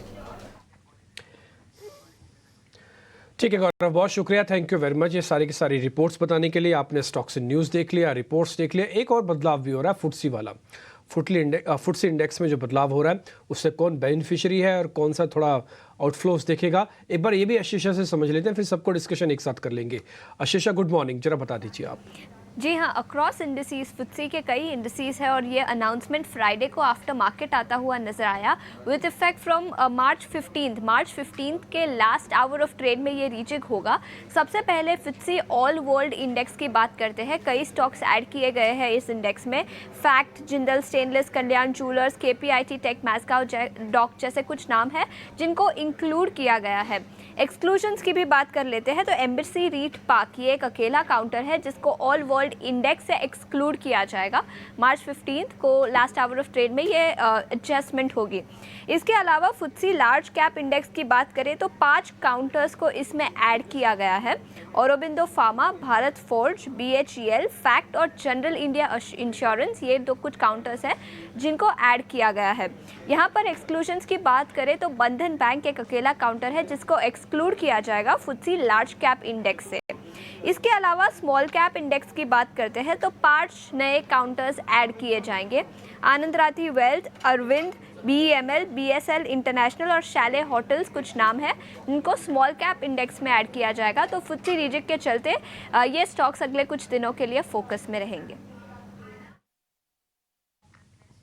ठीक है, बहुत बढ़िया, शानदार, आपने अच्छे से हमको काउंट करवा के बता दी। मैंने 2 शेयर छांट लिए सर, अब मैम आपकी लिस्ट में से मैं जरा मेहमानों से पता कर लेता हूँ। सोनी पटनायक, पहले आपसे जरा पता करते हैं। एक तो शैलेट होटल शामिल हो रहा है और दूसरा फैक्ट शामिल हो रहा है, दोनों के चार्ट चेक कर लो, दोनों में कोई ट्रेड बनता तो फिर बताओ। फैक्ट काफ़ी चला हुआ शेयर है, इस चीज़ को ध्यान रखना। जी डेफिनेटली डिम्पी जी, यहाँ पे अगर हम शैले होटल देखेंगे तो एक कंटिन्यूअस अप ट्रेंड के साथ अभी भी लग रहा है कि कंटिन्यू करेगा, इसमें मोमेंटम और भी बाकी है। सो जब तक ये 800 के नीचे क्लोज नहीं देता है तब तक शायद एग्जॉशन के लेवल्स या एग्जॉशन के संकेत नजर ना आए। और मेरे ख्याल से यहाँ पे एक पॉजिटिव आउटलुक बन रहा है और टुवर्ड्स 900 एक बार टेस्ट कर सकता है। इमीडिएट सपोर्ट आपको अगर देखना है तो 840 का एक अच्छा सपोर्ट है, उसके नीचे भी हम देखेंगे तो मल्टीपल सपोर्ट 830 और 800 की रेंज में है। सो काफी पॉजिटिव आउटलुक कंटिन्यू करेगा, जब तक 800 पोजिशनल बेसिस पे क्लोज नहीं होता है तब तक एग्जॉशन के संकेत नहीं है। सो यहाँ पे बाई पॉजिटिव बाई बनता है। सो दूसरा जो स्टॉक आपने कहा है फैक्ट में अगर हम देखेंगे तो एक हल्की सी करेक्शन के बाद बाउंस बैक कर रहा है। सो फैक्ट में अगर आज के डे में 800 को क्रॉस कर पाता है तो यहाँ पे आपको एक रिवर्सल पैटर्न नजर आएगा टुवर्ड्स 830 840 के रेंज में। सो इसमें नजर रख सकते हैं, 800 लेवल को क्रॉस करना काफी क्रूशियल रहेगा आज के। ठीक है, डन मैम, ओके, आपने दोनों के चार्ट हमको देख के बता दिए। एक सुलह वेरिएंट पे आज ब्लॉक डील लगने जा रही है, करीब 434 करोड़ रुपए में हिस्सेदारी बिकेगी और 8.34% है ये हिस्सेदारी। शेयर बंद हुआ है 617 पे, भाव लिखे हुए ब्लॉक डील के 570 पे, यानी कि 7% डिस्काउंट। क्या ये 7% नीचे आने के बाद और भी टूटेगा प्रशांत? एक बार जरा चेक करना। जो डील होगी वो 7% ऑफ द करंट मार्केट है, डिस्काउंटिंग है उसमें, और रेट है 570 का। 570 तो मेरे दिमाग में आ गया, उसके नीचे कुछ और है तो बताओ आप।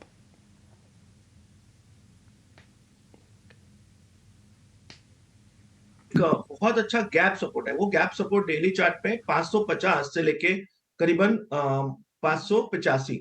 तो मुझे लग रहा है इस जोन में अगर ये स्टॉक आ जाए 585 570 जोन और यहाँ से बाउंस करे तो ये बहुत अच्छा बाइंग अपॉर्चुनिटी होगा। आपको स्टॉप लॉस बहुत स्ट्रिक्टली फॉलो करना है, 545 स्पॉट क्लोजिंग बेसिस। ओवरऑल जो पैटर्न है वो कंसोलिडेशन है एक स्ट्रॉन्ग ब्रेकआउट के बाद, तो ब्रेकआउट रीटेस्ट हो रहा है जो हमेशा एक पॉजिटिव पैटर्न होता है। मुझे लग रहा है बिल्कुल अगर इसमें कोई चांस मिले 585 के आसपास तो उसको यूज करके ऐड करना चाहिए, स्टॉक में एंटर करना चाहिए।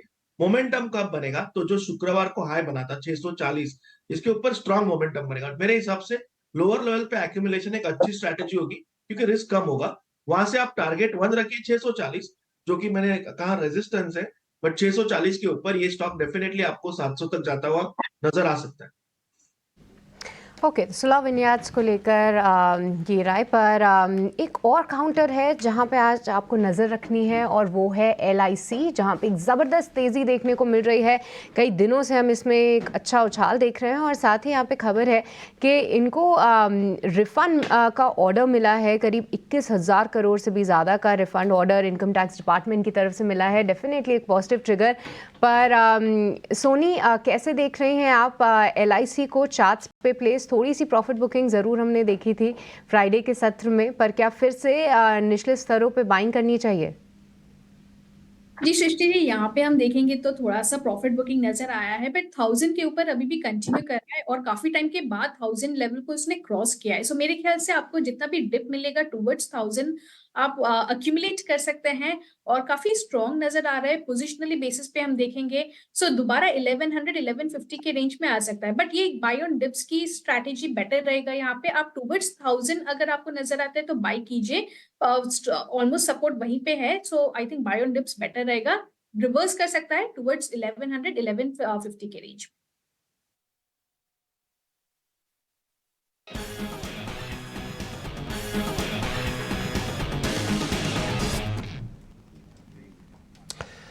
भसीन साहब से बातचीत करने का समय हो चुका है और भसीन साहब हमारे साथ जुड़ चुके हैं। गुड मॉर्निंग भसीन साहब। सबसे पहले तो आपको खुशखबरी दे दूं मैं, पेटीएम पे बड़ी पॉजिटिव न्यूज़ खबरें आई हैं पूरे वीकेंड में। आप ये अकेले थे, 100 एक तरफ और भसीन साहब एक तरफ की भाई, जबकि वो सब नेगेटिव न्यूज़ आ रही थी। अब ये न्यूज़ आई कि साहब पेटीएम को प्रॉब्लम नहीं है, पेटीएम बैंक को प्रॉब्लम है, जो एक हिस्सा है उसका, और उन्होंने एक्सिस बैंक के साथ टाइप कर लिया अपना पेमेंट बैंक वाला कारोबार का। तो चांसेस तो लग रहे हैं कि आज ये रिबाउंड मारेगा क्या वजीर साहब? मॉर्निंग अजय जी, रिबाउंड का तो देखिए मार्केट की डिमांड सप्लाई पे पोजीशन है, weak hands are going out और न्यूज फ्लो भी नेगेटिव रही है अजय जी। अब जो समय उनको मिल रहा है रेक्टिफिकेशन का और पेमेंट बैंक से जो शिफ्ट होएगा, आई थिंक वो पहली बात तो एक्सिस बैंक के लिए बहुत पॉजिटिव होएगा। दूसरा, अब पेटीएम बैंक को कोई डर नहीं कि उनका क्यूआर या साउंड पैक्स पे कोई भी एम्बार्गो आएगा। तीसरी बात ये है कि जो न्यूज फ्लो मेरे को आ रही है कि ईडी ने कोई फेमा पे या कोई मनी लॉन्ड्रिंग पे कुछ नहीं फाइंड किया, तो आई थिंक धीरे धीरे न्यूज फ्लो पॉजिटिव होएगी और भाव आपके साथ है, लेकिन उसके लिए है जो थोड़ा सा वॉलेटिलिटी बर्दाश्त कर सकता है। हमने कुछ अपनी पोजीशन ऐड नहीं की, इनफैक्ट हमने पीबी फिनटेक और जोमेटो में थोड़ा बहुत और निवेश किया है, वो हमारी तीनों शेयर हुए हैं और हम वेट करेंगे अजय जी और न्यूज फ्लो पे। अभी हमें और पैसा लगाने के लिए और बहुत अच्छे मौके मिल रहे हैं, तो we would rather go with the winners rather than wait for something which is still under cloud because of uncertainty और रेगुलेटरी कंसर्न। थोड़ा वेट करेंगे। अभी के लिए न्यूज फ्लो डेफिनेटली बहुत पॉजिटिव है जैसे आपने कहा। ठीक है, फेयर पॉइंट। नहीं ठीक है, पहले का माल है तो आप पकड़ के रखिए थोड़ी चीजें। देखिए बाजार में डिग्री और चेंज है, पैसा बनता है। वर्ष जो है वो बैड हुआ तो पैसा बन गया। अब अगर आपके पास पहले का माल है तो लेके बैठिए, नया मत लीजिए, रिस्की हो सकता है। उससे बेहतर पोजीशंस आप ले सकते हैं, वसीम साहब का ये कहना है। बट पीबी फिनटेक में भी पॉजिटिव आया है कुछ न्यूज, आपने वो नजर डाली क्या? उनको कंपोजिट लाइसेंस मिल गया है। बिल्कुल, और उनके नंबर्स, उनकी मैनेजमेंट की कमेंट्री से बहुत पॉजिटिव रहे और उनके they have exceeded their guidance. उन्होंने अपने टारगेट्स ही पहले हिट कर दिए अजय जी, तो it's just a matter of time. और आप देख ही सकते हैं कि इंश्योरेंस, जैसे मैंने आपको कहा, आज सब एक्सचेंजेस को अपग्रेड कर रहे हैं। हम कब से कह रहे हैं exchanges, brokers, brokerage companies, insurance, AMCs and depositories, ये बिजनेस तो अगले 20 साल चलेगा। पीबी फिनटेक का अगले कुछ सालों में तो आपको दिख ही जाएगा कि बिजनेस की अंडरलाइंग स्ट्रेंथ कितनी है अजय जी। ठीक है वसीम साहब, आप मेरे को अपने पुराने शेयर्स का एक अपडेट दे दीजिए और जो आपके नए शेयर्स हैं उसके बारे में और बता दीजिए प्लीज। हाँ, मैं आपको और अजय जी को याद दिलाना चाहता हूँ, महीना पहले की बात है, 32-3400 का भाव था या शायद 3700 का हीरो मोटो, और 2 ब्रोकरेज हाउसेज ने उनको डाउनग्रेड किया था। मैंने उस समय खुल के कहा था अजय जी 5000 रुपए आएगा हीरो मोटो, चाहे आपको अच्छा लगे बुरा, और आज वो 4900 हो गया है। 14,000 रुपए मैंने 25,000 कहा था बॉश, अभी 1 साल हो गया इस बात को, लेकिन 25 नहीं 28,000। और बाजार की स्ट्रेंथ को अंडर एस्टिमेट मत करना। अब आप बोल रहे हैं कि मैं पैसा पेटीएम या, मैं कह रहा हूं कि HDFC bank has bottomed out for all time to come. ये मैं दावे से लिख के देता हूं, 1350 नहीं टूटता चाहे कुछ भी हो जाए। और शेयर बाजार में कहीं ना कहीं आपको वैल्यू भी सर्च करनी है कि आप 4 टाइम 5 टाइम IREDA या कोई बड़े PSU में लेंगे जो मोमेंटम है, या जहां वैल्यू आपको दिख रही है 2 टाइम प्राइस टू बुक। तो हम तो HDFC बैंक को होल हॉग ऐड कर रहे हैं। आपके चैनल पे भी क्या था, 1350-60 नहीं टूटेगा, और अगर आपको वहां मिल भी जाए तो मौका लेने का है। आज उनकी एक इन्वेस्टर कॉन्फ्रेंस है, 1550 की क्लियरिंग छपेगी इसकी 29 फरवरी को मेरे हिसाब से। बाकी आप अपनी डिलीजेंस कीजिए।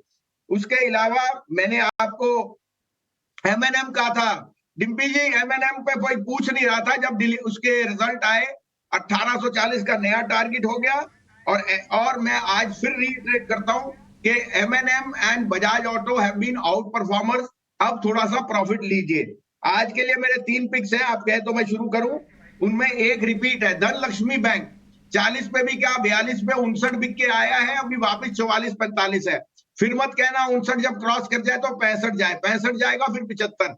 ये शेयर होल्ड करने वाला है, लेके रखिए। छोटे बैंकों में 2% से ज्यादा किसी का स्टेक नहीं है, और केरला का one of the best performing mid cap banks है, जहां रूरल इनकम, एग्री और गोल्ड लोन सब है। उसके अलावा आज मेरा टॉप पिक है टेक महिंद्रा। देखिए IT is outperforming. Tech Mahindra में मैं बहुत बुलिश हूं, इन द सेंस उनके जो अंडरग्राउंड चेंज था BFSI वो हो गया। The new management is very aggressive, तो वो कॉन्ट्रैक्ट्स में जो बिड करेंगे they will not start to compete with the likes of Infosys. 1365 का पहला टारगेट है, लेकिन ये 1400 भी जा सकता है। दूसरा, मैंने पहले भी कहा, IRCTC में आपको वंदे भारत भी आ गया, नंबर्स इतने बढ़िया आए। उनका 85% EBITDA आता है ट्रेन बुकिंग पे, वंदे भारत इंक्लूसिव। आप जो सोचो वॉल्यूम कितनी है, 36% नीर पे आ रहा है। उन्होंने अभी नीर में कैपेसिटी बढ़ाई है, और 16% आता है केटरिंग पे। 1000 रुपए पहला टारगेट है, लेकिन अगर आप इसको इस साल रखेंगे 1250 का टारगेट। चौथा, मैंने आपको वेदांता की अंडरलाइंग बताई, management is selling stake to reduce debt. इससे बढ़िया पॉजिटिव हो ही नहीं सकता। नाम आया नहीं, अगर राजीव जैन GQG का है तो फिर 450 के बल्ले बल्ले हो जाएगी आपको। मेटल्स इज वन सेक्टर जो अब चाइना की रीओपनिंग में आउट परफॉर्म करेगा। आपको अपनी बास्केट पिक करनी है। सेल 70 वाला 140 हो गया, आपको पता नहीं लगा। मुझे वेदांता ऐसे ही दिखता है 350 का भाव, 250 रुपए का आपका स्टॉप लॉस है। ये 2 दिन से मैं कह रहा हूं। ढेर सारी picks across the sectors Bhasin ji की तरफ से आते हुए बहुत बहुत शुक्रिया भसीन जी, अपनी स्टॉक एनालिसिस और साथ ही अपनी पिक्स देने के लिए। तो धनलक्ष्मी बैंक, टेकएम, IRCTC और वेदांता ये एक डार्क हॉर्स हो सकता है, और इन सभी पे बुलिश और बाय कॉल्स आती हुई भसीन जी की तरफ से बहुत बहुत शुक्रिया आपका। पर चलिए अब आगे बढ़ेंगे, और जैसे कि हम चर्चा कर रहे हैं कि 2 व्हीलर स्टॉक्स तेज दौड़ लगा रहे हैं। अब आइए हमारे अगले गेस्ट को भी जोड़ते हैं और सबसे पहले उनसे 2 व्हीलर काउंटर्स पे ही राय लेते हैं। हमारे साथ अब आशीष कपूर भी जुड़ चुके हैं। आशीष, वेरी गुड मॉर्निंग। क्या लगता है आपको कि यहाँ से लेकर अब कौन से ऐसे 2 व्हीलर काउंटर्स हैं जहाँ पे वैल्यूएशन कंफर्ट भी है और साथ ही न्यूज़ फ्लो ट्रिगर भी आने वाले समय में आ सकता है? और एक और स्टॉक जिस पे खास तौर से आपसे राय लेना चाहेंगे वो है बजाज ऑटो, जहाँ पे बायबैक के बाद हमने एक अच्छा रनअप देखा। 43% प्रीमियम पे एक बायबैक अनाउंस हुआ था। हालांकि उस रनअप के बाद अब जो प्रीमियम बच गया है वो मात्र 20% है, बट उम्मीद ये लगाई जा रही है कि एक्सेप्टेंस रेशियो जो है वो थोड़ा कम हो सकता है given the size of the buyback. तो क्या लगता है आपको, जो 29 फरवरी की एक रिकॉर्ड डेट सामने आई है, क्या ये अच्छा मौका है एक प्रॉफिट बुकिंग करने का, या फिर लंबी अवधि के लिए बने रहे इसमें? देखो, मेरे मुताबिक लंबी अवधि के लिए बने रहें, क्योंकि जैसे हमने ठीक बताया, आई थिंक काफ़ी देर अंडर परफॉर्म किया था 2 व्हीलर स्टॉक्स ने, और अब दोबारा से उसमें अच्छा मोमेंटम आया है। मेरे मुताबिक दिस जो रैली है लास्ट लॉन्गर। इनफैक्ट 4 व्हीलर्स को अंडर परफॉर्म किया है पिछले 2-3 साल में, और उसके बाद जब रैली स्टार्ट हुई है इन पर्टिकुलर, अगर नया निवेश करना हो तो आई don't think Bajaj auto will be my first choice अब इस रेट पे चलने के बाद। मेरे मुताबिक डोमेस्टिक मार्केट के जो प्लेज हैं TVS और हीरो मोटोकॉर्प, उनमें खरीदारी के मौके ढूंढने चाहिए। बट ओवरऑल मैं समझूंगा कि क्योंकि हमें ऑप्टिकली लग रहा है कि काफी चल गए हैं तीनों शेयर्स, बट एक्चुअली उससे पहले अगर देखें तो पिछले 3-4 साल में थोड़ा अंडर परफॉर्मेंस रहा था इस पूरे सेक्टर का, स्पेशली हीरो मोटोकॉर्प का। तो उसमें मैं समझूंगा कि कैचअप ट्रेड अभी और चलेगा। एंड अगर एक कोई स्टॉक चुनना हो तो I think Hero MotoCorp would be my first choice. Right Ashish, ये नोवार्टिस की खबर देखी आपने? नोवार्टिस जो है का एक हिस्सा डॉक्टर रेड्डीज खरीदना चाहता है, फिर खंडन आया कि नहीं साहब ऐसा कुछ भी नहीं है। पता चला JB Chem भी उसके ऊपर फोकस में है। यहाँ पे कोई आपको मूवमेंट दिखता है? कहीं वैल्यूएशन ठीक ठाक है?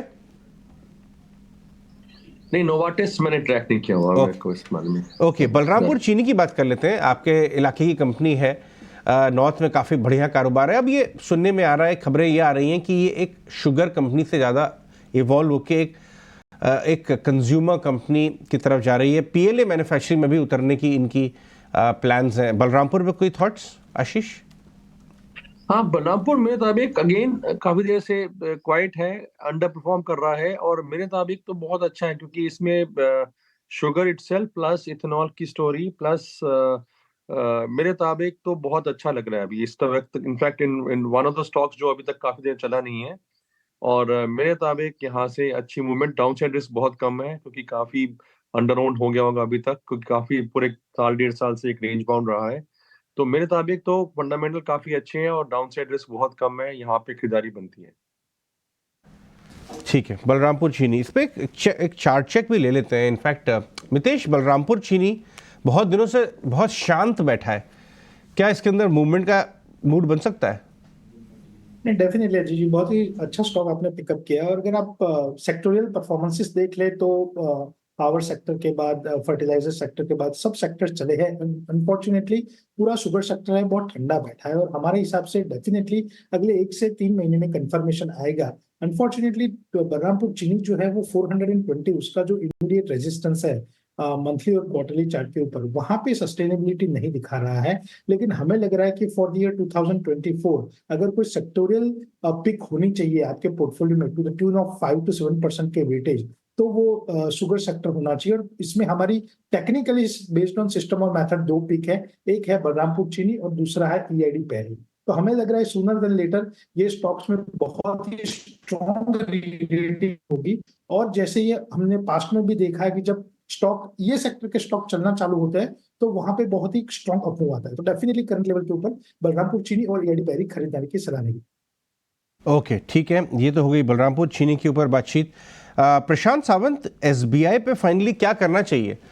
काफ़ी अच्छा मूवमेंट आया, कुछ लोग लेके नीचे से बैठे भी हुए, ट्रेल करेंगे या एक बार को 750 का टारगेट आपका मीट आउट हो गया, एक बार निकल लें?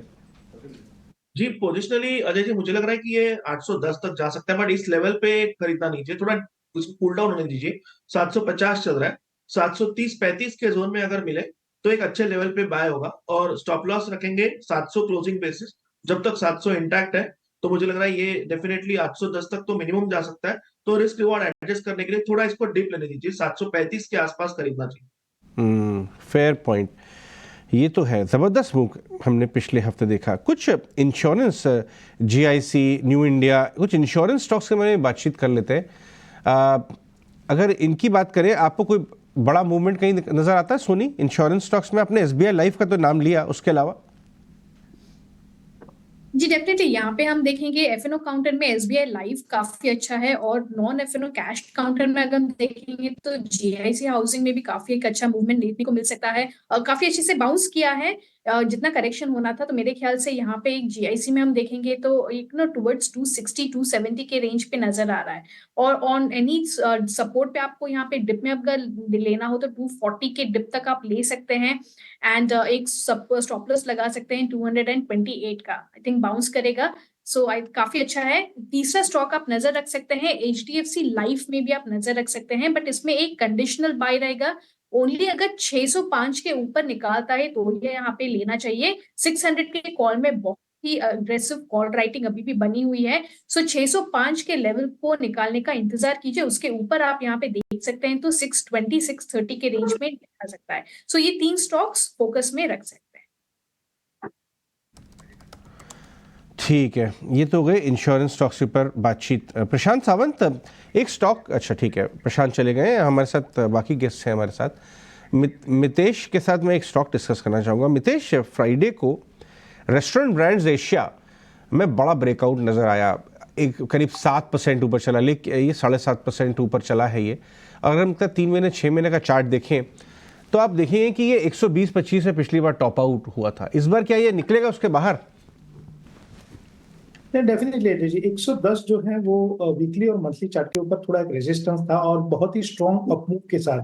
नोटिसेबल फैक्टर ये है कि जो लास्ट वीक का जो अपमूव है वो विथ वॉल्यूम के साथ आया है। तो डेफिनेटली जो ट्रेंड का एक्सटेंशन का जो कंफर्मेशन मिलना था वो मिल गया है 110 के ऊपर। तो हमारे हिसाब से आपने जो बोला वही टारगेट बैठता है।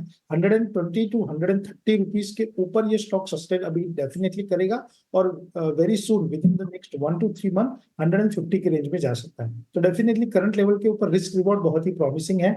110 को विथ वॉल्यूम क्रॉस किया है तो सस्टेनेबिलिटी ऑफ द ट्रेंड है, फॉलो अप बाइंग देखने के लिए मिलेगी। तो करंट लेवल के ऊपर डेफिनेटली खरीदारी की सलाह रहेगी।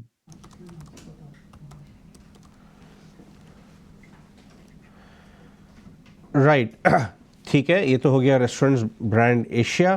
कुछ और स्टॉक्स के बारे में बात कर लेते हैं। हमने देखा बजाज ऑटो भी 8,500 के आसपास कल फ्राइडे को आता हुआ नजर आया है। जितिन, क्या ये 10,000 के लिए तैयार है? देखिए, बजाज ऑटो में अगर जो मैं बात करूं तो एक वन साइडेड मूव हमें देखने मिला है।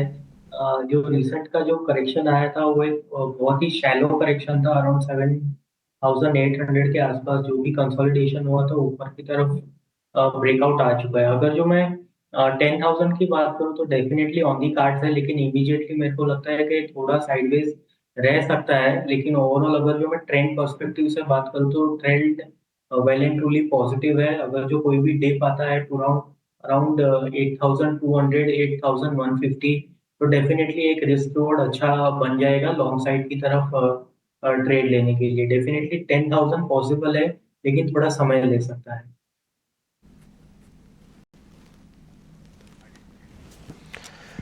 ठीक है, ये तो हो गया स्टॉक जिसके अंदर थोड़ा समय हो सकता है।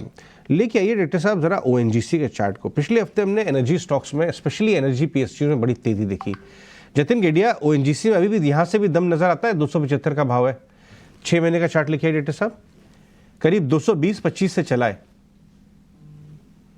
देखिए ओएनजीसी में जो रिसेंट रनअप हुआ है और एक हम लोग ने देखा था कि एक 20 डे के आसपास एक डिप भी आया था, लेकिन अगर जो डेली चार्ट्स के ऊपर देखूं तो एक थोड़ा ओवरबॉट ये लग रहा है मेरे को, और डेली मोमेंटम इंडिकेटर पे एक डाइवर्जेंस के भी साइन है, तो ये कहीं ना कहीं दिखाता है कि थोड़ा साइडवेज कंसोलिडेट हो सकता है। ओवरऑल जो ट्रेंड है वो अभी भी फिलहाल पॉजिटिव है, लेकिन हमें एक अगर जो ट्रेड पर्सपेक्टिव से अगर जो हम बात करते हैं तो मैं इसको बाय ऑन डिप की सलाह दूंगा। 260 एक 20 डे मूविंग एवरेज का सपोर्ट है, तो अगर जो वहां पे अगर जो डिप आता है तो वो एक डेफिनेटली एक गुड एंट्री पॉइंट बन जाएगा इन दी केस ऑफ ओएनजीसी। ऊपर में मेरे को लगता है कि 300 एंड 305 तक के लक्ष्य शॉर्ट टर्म में आ सकते हैं, लेकिन इसमें डाइवर्जेंस होने के कारण मैं इसको बाय ऑन डिप की सलाह दूंगा अराउंड 260। ठीक है, चलिए आगे बढ़ते हैं। कुश बोरा को भी अपनी बातचीत में शामिल करते हैं। गुड मॉर्निंग कुश, बताइए क्या ट्रेडिंग आइडियाज लेके आए हैं आज आप स्वदेश व्यूअर्स के लिए? First up very good morning to you Ajay, good to see you here. आप हम मिस कर रहे थे। शुक्रिया। तो अजय देखिए, पोजिशनली हम निफ्टी पे 22,500 और बैंक निफ्टी पे 48,000 का टारगेट लेके चल रहे हैं बाय द एंड ऑफ मार्च। लगातार हमारी यही सजेशन रही है कि जो भी डिप आ रहा है मार्केट में उसे बाय करते चलें। Market has been kind enough to sort of confirm that view. तो फिलहाल एक बाय ऑन डिप का रुझान है, बट मुझे लग रहा है मार्केट बहुत ज्यादा बड़े डिप्स देने के शायद मूड में ना हो, बिकॉज अगर आप पुट बेस देखें तो जो 21,300, 21,500 और 21,700 का हुआ करता था, अब वो राइज होकर 22,000 पे भी आ गया है। तो मेरे हिसाब से बहुत ज्यादा बड़े डिप्स यहाँ पे आपको नहीं देखने मिलेंगे। अगर किसी को लग रहा हो कि भाई यहाँ पे ऑलरेडी मार्केट अच्छा चल चुके हैं, ज्यादा बाइंग नहीं करनी चाहिए, वो भी सही है, बट कुछ क्वांटिटी यहाँ पे आप ऐड करना शुरू कर सकते हैं। बैंक निफ्टी भी हमें लग रहा है कि यहाँ से एक अच्छा सा रिबाउंड दिखा सकता है, बट एक मेजर हर्डल 46,800 पे है। ये निकलेगा तो मेरे हिसाब से यहाँ से जो 48,000 का रन है वो शायद रादर स्मूथ होगा compare to what we seen in the last month और अबाउट 2 मंथ। तो 46,800 बैंक निफ्टी पे क्रॉस होने का वेट करें, उसके बाद मेरे हिसाब से यहाँ पे पोजीशन जो है वो थोड़ी सी और अग्रेसिवली लॉन्ग की जा सकती हैं। सो ऑल इन ऑल फिलहाल मेरा इंडिसेस पे मार्केट पे जो व्यू है ये पॉजिटिव ही है। And just to reiterate 22,500 and 48,000 के लेवल्स हम देख रहे हैं मार्केट्स पे by the end of March.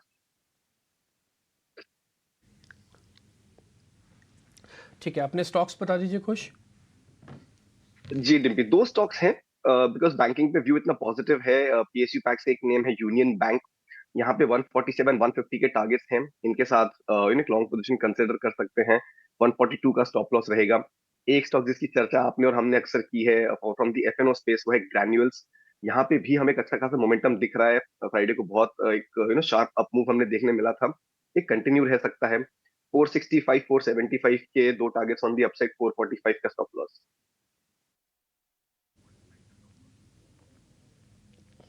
ठीक है, ठीक है, यूनियन बैंक आपके लिस्ट में है और आप दूसरा करें ग्रेन्यूल्स इंडिया, 445 आपका एक स्टॉप लॉस है। दोनों शेयर्स पे ध्यान रखिएगा, दोनों के स्टॉप लॉस टारगेट अच्छे से आप नोट कर लीजिए। ये खुश के ट्रेड है। शिवांगी शारदा भी हमारे साथ जुड़ चुके हैं। बाजार खुलने को है, थोड़ी देर में खुल जाएगा, उससे पहले उनकी जरा ट्रेडिंग कॉल्स भी पता कर लेते हैं। शिवांगी गुड मॉर्निंग, बताएं अपने ट्रेड्स आप। जी वेरी गुड मॉर्निंग। तो आज जो है ट्रेडिंग कॉल्स की रडार पे है मेरे ऑटो स्पेस में से टीवीएस मोटर। ये स्टॉक जो है अपने एक प्राइस वॉल्यूम सर्च दिया है, रेंज ब्रेकआउट दिया है वीकली फ्रेम में, और कंटिन्यूसली हम देख रहे हैं हायर टॉप्स हायर बॉटम्स बन रहे हैं मीडियम टाइम फ्रेम में। तो यहाँ पे जो ये बढ़त है वो कंटिन्यू होते हुए दिखेगी। काफी अच्छा स्ट्रॉन्ग प्राइस सेटअप बनता हुआ दिख रहा है। टारगेट्स रहेंगे 2234 के और स्टॉप लॉस 2090 के। दूसरा ट्रेडिंग पिक रहेगा मेरा आईटी स्पेस में से परसिस्टेंट। पिछले 17 दिनों के कंसोलिडेशन में से ये स्टॉक अब जो है ब्रेकआउट दिखाते हुए निकल रहा है। लॉन्ग बिल्डअप देखने को मिला है इस सीरीज के स्टार्ट से अभी तक हमने देखा है, और काफी अच्छे यहाँ पे वॉल्यूम्स ऐड हुए हैं। तो यहाँ पे मेरी राय रहेगी कि हम खरीदारी करें। ओवरऑल हम देख रहे हैं कि मार्केट जो है काफी पॉजिटिवली प्लेस्ड है। और जिस तरह से आईटी का सपोर्ट रहा है मार्केट में इन द लास्ट 2 वीक्स काफी शानदार रूप से रहा है। तो इस पूरे पूरे सेक्टर का टेलविंड मिलते हुए दिखेगा स्टॉक को, और यहाँ पे खरीदारी की सलाह रहेगी। टारगेट्स जो है वो बनते हुए दिख रहे हैं 9,220 के एंड 8,690 के एक स्टॉप लॉस को बनाते हुए। ओके, तो ये कुछ कॉल शिवांगी की तरफ से आती हुई, पर चलिए अब आगे बढ़ते हैं और कुछ ही मिनट रह गए हैं बाजार को खुलने में, और जल्दी से समझ लेते हैं कि कौन से स्टॉक्स हैं जहां पे आपको नज़र रखनी है। और अब चलते हैं शरद के पास जो कि लेकर आए हैं हमारे लिए 9 के नवरत्न शेयर्स। जी बिल्कुल, सबसे पहला स्टॉक जो है वो रहने वाला है सोला विनियर्ड। यहाँ पे जो है ब्लॉक डील हो सकती है आज, जहाँ पे वर्लिन इन्वेस्ट एशिया पूरी 8% स्टिक की बिकवाली कर सकते हैं, जिसमें वैल्यू ऑलमोस्ट 434 करोड़ का आता है। जो बेस प्राइस है, जो फ्लोर प्राइस है, वो लगभग 7% डिस्काउंट पे है। क्वेस्कॉम कंपनी ने अनाउंस किया कि 3 नए एंटिटीज़ में जो डिमर्ज करने वाले स्प्लिट होगा, लेकिन अगर आप एग्जिस्टिंग शेयर होल्डर है तो सारे बिजनेसेस का जो है मिरर शेयर होल्डिंग रहेगा, यानी कि 1:1। अगर आप एक शेयर होल्ड करते हैं तो बाकी बिजनेसेस में भी आपको एक एक शेयर मिलेगा। एनालिस्ट कह रहे हैं कि value unlocking stand alone business में देखने मिल सकती है। बलरामपुर चीनी मिल्स एक नई सेगमेंट में एंटर कर रही है, जहाँ पे वो मैन्युफैक्चर करेंगे पॉलीएक्टिक एसिड, जिसका यूसेज जो है बायोप्लास्टिक में होगा। टोटल इन्वेस्टमेंट 2000 करोड़ का है, जहाँ पे इंटरनल एक्रूवल्स और बाहर से डेट रेज दोनों ही तरफ से जो है कंपनी रेज करेगी इस एक्विजिशन को। बजाज ऑटो भी फोकस में रहेगा। कंपनी ने अपनी रिकॉर्ड डेट अनाउंस कर दी है, वो है 29 फरवरी। ये 4000 करोड़ का बायबैक है, लेकिन इंपॉर्टेंटली याद रखिए जो प्रीमियम है वो थोड़ा शार्प जो है ऊपर देखने मिल रही है प्रीमियम, और लगभग 1.5 करोड़ रिटेल शेयर होल्डर्स हैं, तो एक्सेप्टेंस रेशियो जो है वो कम देखने मिल सकता है, सिंगल डिजिट में। और जो लिस्टिंग गेन सिनारियो जो गेन सिनारियो लग रही है बायबैक की, वो भी जो है लगभग 2 से लेकर 4% तक की देखने मिल रही है। एमटा टेक के लिए नेगेटिव न्यूज़ है। उनके one of the largest customers Bloom energy, जहाँ से 33% रेवेन्यू आता है, उनकी जो चौथे तिमाही कैलेंडर ईयर 2023 के नतीजे हैं वो बहुत वीक सेट ऑफ नंबर्स देखने मिले, और गाइडेंस भी जो है वो बहुत वीक आया है, तो स्टॉक में जो है गिरावट देखने मिल सकता है। हमारा 6th स्टॉक पेटीएम रहेगा फोकस में। यहाँ पे भी इंपॉर्टेंट न्यूज़ फ्लोज आ रही है, एंड इंपॉर्टेंटली एक्सिस बैंक के साथ उन्होंने टाई अप कर लिया, जहाँ पे वो एस्क्रो अकाउंट सर्विसेज रहने वाले हैं, ताकि वो मर्चेंट की जो सेटलमेंट्स है वो ईजिली कर पाएँ। और बहुत सारे पाबंदी जो लगे थे, कट ऑफ डेट वो आपका जो था फरवरी 29 का था, उसको एक्सटेंड करके मार्च 15 में कर दिया है। FTSE की एडजस्टमेंट्स भी हुई है, और ऑफकोर्स 16 कंपनीज जो हैं ऐड किए गए हैं उनके ऑल वर्ल्ड इंडेक्स में। लेकिन जो वॉल्यूम्स जहाँ पे इंक्रीज़ करने वाले हैं और जहाँ पे एक्शन ज़्यादा देखने मिल सकता है, वहाँ पे 3-4 नाम आ रहे हैं। वो इंक्लूड करते हैं सुजलॉन, NLC, SGVN, RVNL। यहाँ पे फ्लोज बढ़ सकते हैं। हमारा बिग बोल्ड ब्रोकरेज, हमारा 8वां स्टॉक वो है MCX। यहाँ पे UBS ने मेंटेन बाई रखा है, लेकिन जो टारगेट प्राइस है उसको बढ़ा दिया है, 3000 से उसको बढ़ा के 4300 कर दिया गया है। और आगे जाते हुए प्रॉफिटेबिलिटी और जो नए प्रोडक्ट लॉन्चेस हैं उस पर उनका बुलिश नज़रिया रखा है। हमारा आखिरी स्टॉक वो है खबर।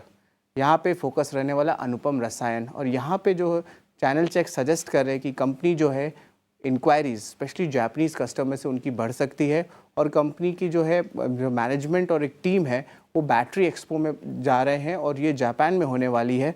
फरवरी 21 से लेके मार्च 1 तक जो है ये बैटरी एक्सपो होने वाली है, जहाँ पे कंपनी शोकेस करेगी अपनी टेक्नोलॉजी, मटेरियल्स और बैटरी रिलेटेड प्रोडक्ट्स। और हाल ही में इनको 500 करोड़ का ऑर्डर भी एक जापान की कंपनी से ऑलरेडी मिल चुका है।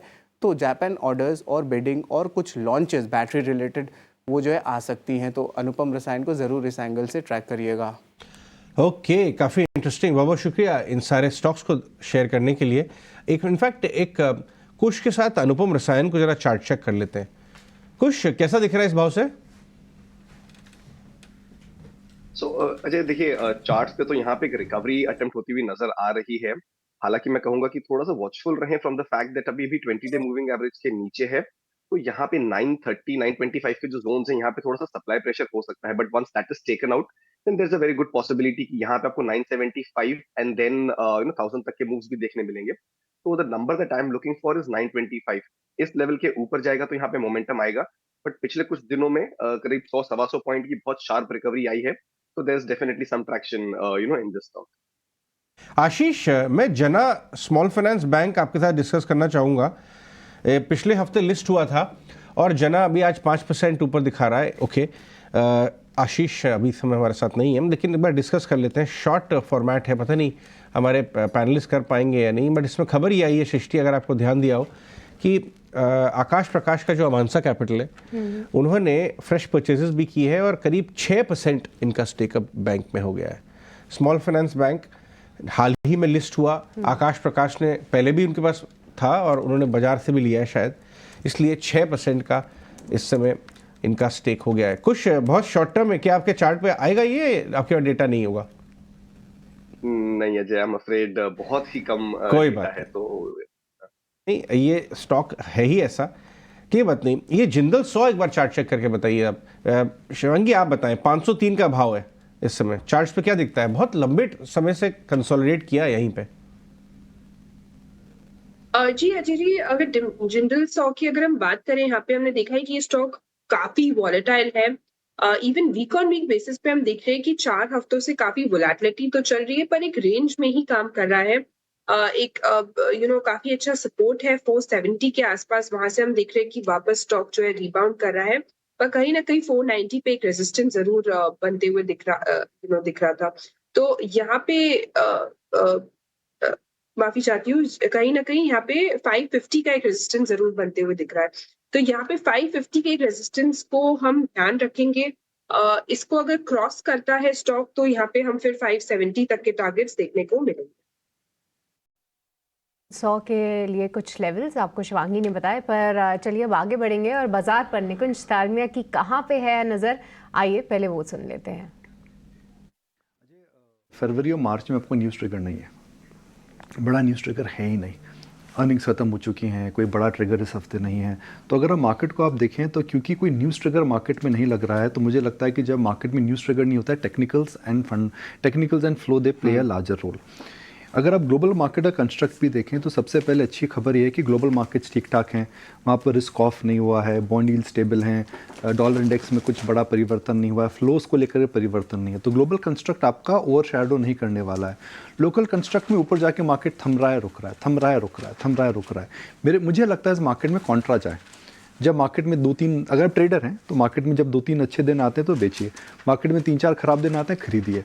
मार्केट में अपसाइड मुझे लगता है लिमिटेड है, डाउन साइड भी मुझे लगता है काफ़ी वेल डिफाइंड है इस समय। कुछ ये यूरेका फोर्ब्स जरा चार्ट चेक करके बताएं, आज प्री मार्केट में 7% ऊपर दिखा रहा है। कोटक ने आज इस पर एक नोट निकाला है कि इनके नंबर्स काफ़ी इंप्रूव होते जा रहे हैं। 520 का भाव है, 15 का बहुत ज़्यादा चला नहीं है, क्या इसके अंदर मूवमेंट आ सकता है? अजय बिल्कुल आ सकता है, बट अगेन यहाँ पे ये अगर देखें आप तो स्टॉक सप्लाई प्रेशर बहुत झेल चुका है पिछले कुछ महीनों से। इस साल के शुरुआत से ही इसमें कोई बहुत बड़ा ट्रैक्शन देखने नहीं मिला। 514 की ओपनिंग है, मैं कहूंगा थोड़ा सा पेशेंस रखें इसमें। यही 515 520 के जो लेवल्स हैं ये क्रॉस होंगे तब आपको इसमें मोमेंटम देखते हुए नजर आएगा। तो बाय कर सकते हैं, बट छोटी क्वांटिटी से शुरुआत करें। मोमेंटम प्ले कर रहे हो तो 520 क्रॉस होने का वेट करें। ओके, एक और स्टॉक बहुत जल्दी से मैं डिस्कस करना चाहूँगा, वो है मन इंडस्ट्रीज़। जब से इनका QIP खत्म हुआ है, एक गिरावट के बाद रिबाउंड आया है। मितेश पंचाल जरा मन इंडस्ट्रीज के चार्ट चेक करके बताएं।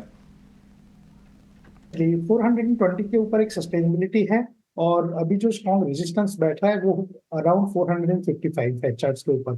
तो आई थिंक अजय जी 455 के ऊपर अगर स्टॉक डेली चार्ट के ऊपर क्लोज देता है तो डेफिनेटली एक मोमेंटम बनेगा और उसके बाद जो टारगेट रहेंगे वो 480 से 620 के रहेंगे, 480 से 520 के रहेंगे। तो मेरे हिसाब से वेट फॉर नाउ 450 के बाद 450 के ऊपर एक बार क्लोज दे डेली चार्ट के ऊपर, उसके बाद खरीदारी करनी चाहिए। ठीक है, लेवल्स हो चुके हैं फ्रीज। एक बार आपको जरा निफ्टी और बैंक निफ्टी के बारे में पहले जरा मोटा मोटी बता दें। 22,000 के ऊपर ही खुल रहा है, 62 पॉइंट ऊपर इस समय। और आपको ये थोड़ा इंपॉर्टेंट इस चीज़ का ध्यान रखना होगा कि 22,200 जब तक पार नहीं होगा, नई शॉर्ट कवरिंग मार्केट के अंदर नहीं आएगी। तो हो सकता है रेजिस्टेंस से टकराए। इसका रेजिस्टेंस 22,150 का है, आपका स्टॉप लॉस 22,000 का होना चाहिए, पहला पॉइंट।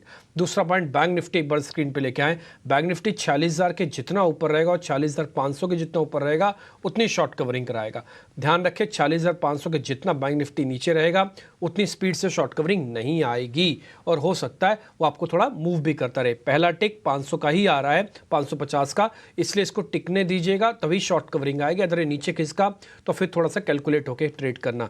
आते हैं फटाफट से मार्केट में आज जो खुलने वाले शेयर्स हैं उसमें कौन कौन से हैं। क्वेस्कॉप एक बार दिखा सकते हैं, बढ़िया खुल रहा है। पेटीएम पे अच्छी न्यूज़ आई है, वो बढ़िया खुल रहा है। क्रिसिल बढ़िया खुल रहा है। पॉलिसी बाजार अच्छा खुल रहा है। मिंडा कॉप के अंदर आज अच्छी बढ़त देखने को मिल रही है। ये कुछ शुरुआत के कुछ बड़े शेयर्स हैं, मिड कैप कैटेगरी के शेयर्स हैं। आते हैं बजाज ऑटो पे। बड़े शेयर्स में बजाज ऑटो बढ़िया खुलेगा। बीपीसीएल, एनटीपीसी करीब आधा % ऊपर खुल रहे हैं। हीरो मोटोकॉर्प करीब आधा % ऊपर खुल रहा है।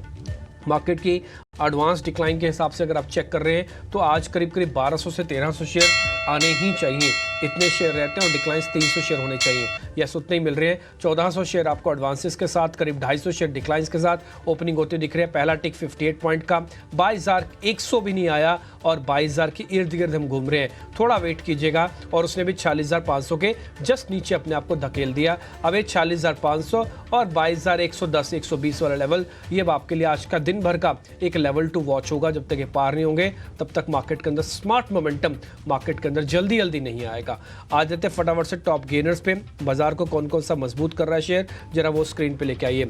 बजाज ऑटो, यहाँ पर अच्छा मूवमेंट देखने को मिल रहा है। बीपीसीएल, यहाँ पे बढ़िया मूवमेंट देखने को मिल रहा है। ये दोनों शेयर करीब 1% ऊपर है। एनटीपीसी भी ऊपर आ चुका है और यहाँ पर भी मजबूती करीब 1% के आसपास की है। जीएसडब्ल्यू स्टील भी करीब 1% ऊपर है। आज खुलते ही जिसने साल का नया हाई टेस्ट किया है वो है एसबीआई लाइफ। इसके अलावा आप देखेंगे तो अडानी ग्रुप के भी शेयर्स ऊपर नीचे कर रहे हैं अपने आप में। एक दो शेयर और भी हैं जहां पर आज थोड़ा आपको मोमेंटम दिखेगा। अच्छा, पहले वीक काउंटर्स बता देता हूँ।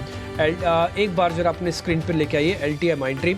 इसके अंदर हल्का सा दबाव आपको शुरुआत में रहा। आईटी कंपनीज के अंदर उतनी स्ट्रॉन्ग पोजीशंस नहीं बन रही हैं जितनी होनी चाहिए। एडवांस डिक्लाइन इस समय करीब 1500 शेयर्स आपको बढ़कर दिख रहे होंगे।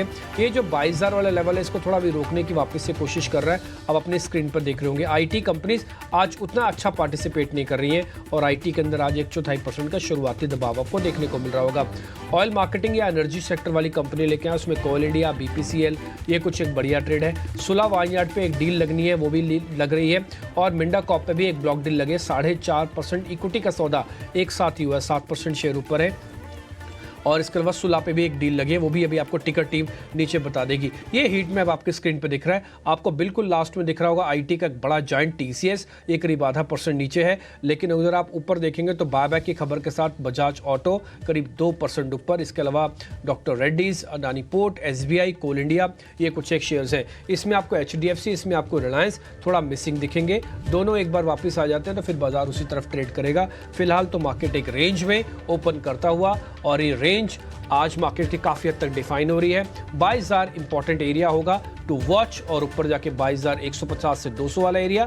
और same with the bank Nifty 46,500 के जितना ऊपर स्ट्रांग रहेंगे, जितना नीचे हल्की हल्की प्रॉफिट बुकिंग आती रहेगी। सृष्टि आपको मिड कैप शेयर्स के बारे में बता रहे हैं, फिर हम ओपनिंग के ट्रेड लेना शुरू करेंगे। जी हाँ, जिस तरीके से मार्केट में रौनक है, मिड कैप शेयरों में भी काफ़ी अच्छी रौनक देखने को मिल रही है। यहाँ पे कई सारे शेयर्स में एक अच्छा उछाल है और इसको लीड करता हुआ नजर आ रहा है पीबी फिनटेक, जहाँ पे निफ्टी 150 मिड कैप स्पेस की बात करें तो करीब 5% से भी ज़्यादा की यहाँ पे तेज़ी है। खबर के दम पे एक अच्छा एक्शन यहाँ पे री इंश्योरेंस के लिए और इनके इंश्योरेंस पोर्टफोलियो को बढ़ाया गया है, जिसको लेकर एक पॉजिटिव रिएक्शन। जैसे कि लार्ज कैप फार्मा स्पेस में हम एक्शन देख रहे हैं, वहीं मिड कैप स्पेस में नैटको फार्मा में एक अच्छी तेज़ी है, करीब 5% का उछाल वहां पे। पर पीवी फिनटेक के साथ साथ जो अन्य इंश्योरेंस कंपनीज हैं वहां पे भी अच्छा एक्शन है, जैसे स्टार हेल्थ, यहाँ पे करीब 4% का हम एक उछाल दिख रहे हैं। क्रिसिल में भी 3% की तेजी है, एक अच्छे नतीजों के दम पे एक जंप यहाँ पे हम देख रहे हैं। और कुछ पावर शेयरों में भी एक्शन है, जैसे कि टोरेंट पावर और एनएचपीसी, यहाँ पे करीब 2 से 3% का उछाल आपको आते हुए दिख रहा है। सुप्रीम इंडस्ट्रीज में भी एक अच्छी तेजी है। सनोफी इंडिया करीब 1.5% की मजबूती के साथ कारोबार कर रहा है। और आज शुरुआती सत्र में हमने देखा था, ओपनिंग से पहले हमारे कुछ एनालिस्ट के रडार पे कुछ ऑयल एंड गैस कंपनीज भी आई थी। यहाँ पे ऑयल इंडिया 1.4% की तेजी दिखा रहा है। और आज वोडाफोन आइडिया आज फिर से तेजी के साथ करीब 1.5% की यहाँ पे मजबूती है। तो मोटा मोटी मिड कैप में भी एक अच्छा उछाल हम देख रहे हैं अक्रॉस द बोर्ड आते हुए, और मेजॉरिटी ऑफ द स्टॉक्स में एक अच्छी तेजी ही है। टिम्पी, ठीक है, ओपनिंग के ट्रेड लेना शुरू करते हैं एक एक करके। पहले शिवांगी आपसे शुरू कर रहे हैं। शिवांगी, आपका ओपनिंग का ट्रेड आज का। जी, सीमेंट स्पेस में काफी अच्छा एक्शन है। मार्केट स्टेबलाइज होते हुए दिख रहा है at higher zone. Of course थोड़ा रेंज बाउंड मूवमेंट हम एक्सपेक्ट कर सकते हैं। पर overall sector specific action strongly जारी रहेगा। सीमेंट स्पेस में से मुझे अंबुजा सीमेंट काफी अच्छा लग रहा है, रेंज से अपने निकलते हुए दिख रहा है ये स्टॉक, और एक ट्रायंगल ब्रेकआउट देखने को मिला है वॉल्यूम सर्ज के साथ। अपना एक प्रीवियस हर्डल जो था वो सरपास करते हुए दिख रहा है, काफी अच्छी तरह से प्राइस पैटर्न प्लेस्ड है। 615 के टारगेट्स बनते हुए दिख रहे हैं 578 के एक स्टॉप के साथ। ठीक है, अंबुजा बाकायदा डेज हाई पे भी चल रहा है और ये लगातार एक स्ट्रॉन्ग मोमेंटम दिखाया हुआ शेयर है। अपने एक रेजिस्टेंस को भी फेस करेगा 600 रुपये पे आसपास आके। एक बार आप इसका टारगेट स्टॉप लॉस शिवांगी आपको कह रही हैं कि पार होने की प्रोबेबिलिटी काफ़ी अच्छी है, उनकी तरफ से बाय है। खुश आपकी तरफ से ओपनिंग का ट्रेड? तो डिम्पी, यहाँ पे जो स्टॉक मेरे रेडार पे है वो है जुपिटर वैगन्स JWL। हालांकि ऑलरेडी 4% अप है, बट जिस तरीके का हमने इसमें प्रॉफिट बुकिंग आते हुए देखा था, मुझे लग रहा है वो एक बहुत ही शार्प कट आया था जहां से एंट्री पॉइंट अच्छा बना था, and then it still has a long way to go all the way up to 430 440 kind of levels. तो जुपिटर वैगन्स को अपने रेडार पे रखें। अगर थोड़ा पोजिशनली लें तो अच्छा रिस्क रिवॉर्ड रेशियो होगा यहाँ पे। 375 का आप एक स्टॉप लॉस लेके चलें। पहला टारगेट यहाँ पे सीधा आपके लिए 405 और once that is taken out 435 का होता है। तो Jupiter Wagons from the railway space is something on my radar. ठीक है, जुपिटर वैगन आज थोड़े गैप के साथ भी खुला है और इसने 50 और 200 दिनों का एवरेज, अगर आप आर्ली चार्ट ड्रॉ करेंगे ना तो आपको दिखेगा वहाँ पे एक टिपिकली ब्रेकआउट कैंडिडेट है ये एक सीरीज। हालांकि आप डेली चार्ट पे ऑलरेडी काफ़ी स्ट्रॉन्ग है अपने आप में, लेकिन आर्ली चार्ट पे इसका आज एक ब्रेकआउट है और मेरे को लग रहा है कि 400 तरफ आराम से बढ़ जाना चाहिए। तो जुबिलेंट जुपिटर वैगन्स ये खुश की तरफ से हो गया plus. Ambuja Jupiter wagon 2 share हो गए। सोनी पटनायक आपकी तरफ से ओपनिंग का ट्रेड? जी, मेरा ओपनिंग ट्रेड रहेगा भारती एयरटेल में बाई की तरफ। करंट लेवल पे आप बाई कर सकते हैं। 1118 स्टॉप लॉस मेंटेन कीजिए और टारगेट रहेगा 1140 1145। ठीक है, भारतीय एयरटेल आप प्लस करने की रिकमेंडेशन आपकी तरफ से एक बढ़िया है। मितेश सर आपकी तरफ से कौन सा है ओपनिंग का ट्रेड या आपके सिस्टम मेथड इस समय जो देख रहे हो ओपनिंग के बाद? मेरे हिसाब से पोली कैप जो है उसमें एक स्ट्रॉन्ग रेटिंग होगी और स्ट्रॉन्ग पुलबैक का कंटेंडर है। 4672 के ऊपर खरीदारी की सलाह रहेगी। 4620 का स्टॉप लॉस। पहला टारगेट 4750, दूसरा टारगेट 4800, 1 से 2 दिन के लिए। सभी के ट्रेड हो गए। मैं रिपीट कर देता हूँ किसी से कोई मिस ना हो। अंबुजा सीमेंट दिया है शिवांगी शारदा ने ओपनिंग के बाद, जुपिटर वैगन दिया है खुश बोरा ने। आप वो ट्रेड एक बार सामने फटाफट से दिखाते जाइए। दूसरा है सोनी पटनायक की तरफ से भारतीय एयरटेल ओपनिंग का ट्रेड है और इसके अलावा पोली कैप दिया है मितेश जी ने। तो ये 4 ट्रेड आपको 4 मेहमानों के ओपनिंग के मिल गए। इसके अलावा उनकी ट्रेडिंग कॉल्स भी हैं। मैं सभी मेहमानों से रिक्वेस्ट करूंगा कि जैसे जैसे आपके ट्रेड लगते जाएं या इंट्राडे आपको लगे कि प्रॉफिट बुक करवा लेना है, कृपा करके आप बताते जाएं ताकि हम टाइमली इसको बुक भी करवाते जाएं। एक बार जरा निफ्टी बैंक निफ्टी वापस से दिखा दीजिए। बाजार आज रेंज में है। थोड़ा आईटी वर्सेस बैंक वाला कंसेप्ट भी मार्केट के अंदर चल रहा है। ये देखिए 38 पॉइंट है और खुले हुए बाजार को करीब करीब 5 से 7 मिनट हो गए। कोई डायरेक्शन अभी तक नहीं मिल रही है और ये भी 46,500 के जस्ट ऊपर जस्ट नीचे बनने की कोशिश कर रहा है। थोड़ा समय लीजिएगा, थोड़ा और सेटल हो जाने दीजिए, उसके बाद फिर हम अलग अलग स्टॉक्स के बारे में चेक करेंगे। 12% इक्विटी का सौदा हो चुका है सुलह वाइन यार्ड पे। एक बार जरा टिकर टीम उसको वापस से नीचे दिखा दे और हम जरा टेक्निकली एक व्यू इस पर ले लेते हैं। कुछ जरा आप चेक कीजिएगा सुलह वाइन यार्ड पे। सुबह हम प्रशांत से पता कर रहे थे, वो कह रहे थे कि ये शेयर ज़्यादा नीचे नहीं जाना चाहिए। वो कह रहे थे कि 570 या फिर ज़्यादा से ज़्यादा 560, इसके नीचे नहीं जाना चाहिए। टिपिकली वो गैप है एक जिसको फिल कर रहा है इस डील के साथ 7% डिस्काउंटिंग के साथ। आप जरा देख के बताइए, आपको भी ऐसा ही लग रहा है क्या? ये जो डील का डिस्काउंटिंग आई है 5-5.5% की भी दिख रही है स्क्रीन पर, ये अपॉर्चुनिटी है बाय करने की? तो डिम्पी देखिए, 2 फैक्टर हैं। पहला कि वो जो गैप थी वो एक्चुअली बीच में एक इंट्राडे मूव से तो फिल होती हुई नजर आई है, not on a closing basis but intraday move से तो फिल होती नजर आई है। दूसरा कि इस स्टॉक की नेचर बिहेवियर रही है कि 20 डे मूविंग एवरेज के नीचे स्लिप तो हुआ हो लेकिन 50 डे मूविंग एवरेज का सपोर्ट ले रहा है। तो मैं कहीं ना कहीं प्रशांत का जो कमेंट्री है उससे एग्री करूंगा कि 560 is quite a strong support zone. अभी भी अगर आप देखें तो 570 का जो 50 डे मूविंग एवरेज है उसका सपोर्ट लेके रिबाउंड कर रहा है। अब बात रही अपसाइड की, वो मुझे लग रहा है कि थोड़ा सा हो सकता है कि आने में समय लगे बिकॉज स्टॉक में सेलिंग प्रेशर रहा है एट हायर लेवल्स। तो डाउनसाइड मुझे लग रहा है यहाँ पे लिमिटेड है 560 570। पोजिशनल व्यू कोई लेना चाहे तो बिल्कुल 600 प्लस के टारगेट से इसको बाय कर सकते हैं। बट मोमेंटम फिलहाल तुरंत ना एक्सपेक्ट करें कि सेलिंग प्रेशर इस स्टॉक पे बहुत क्लियरली एविडेंट है। ठीक है, तो सुलह विन्यास यहाँ पे आपको कुछ लेवल्स बताए गए हैं, पर इस बीच मार्केट खुलने के बाद अदानी ग्रुप ऑफ शेयर्स में एक अच्छा जंप देखने को मिल रहा है। एक शार्प स्पाइक अदानी एंटरप्राइज का शेयर दिखा रहा है। निफ्टी के टॉप गेनर्स में शामिल है, 2% से ज़्यादा की तेज़ी है। एसीसी और अंबुजा पे भी हमारे एक्सपर्ट्स की नज़र थी और अदानी पावर में भी करीब 1.5% की तेज़ी है।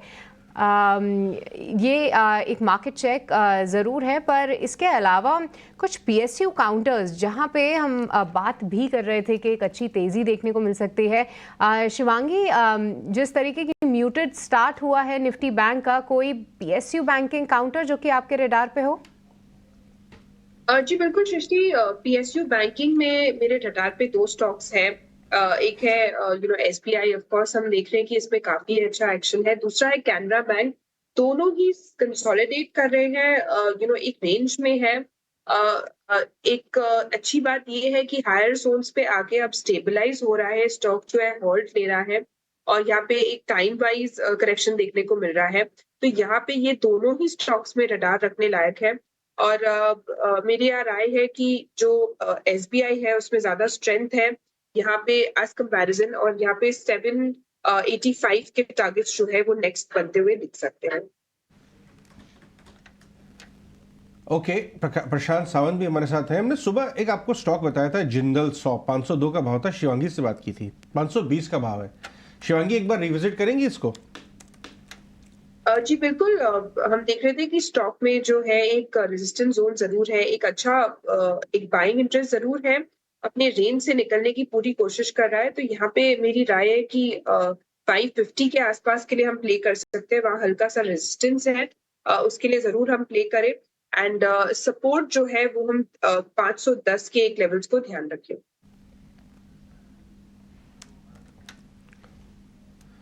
ठीक है, ये तो हो गया क्वेस्ट कॉप। कुछ और स्टॉक्स के बारे में बात करें अगर हम, मितेश, भारतीय एयरटेल धीरे धीरे वापस से एक्टिव हो गया है, 1130-35 का भाव हो गया है आज। इनफैक्ट सेंसेक्स का टॉप गेनर से बना हुआ है। कहाँ ये जो वापस से चाल शुरू हुई है, कहाँ तक जा सकती है आपके हिसाब से?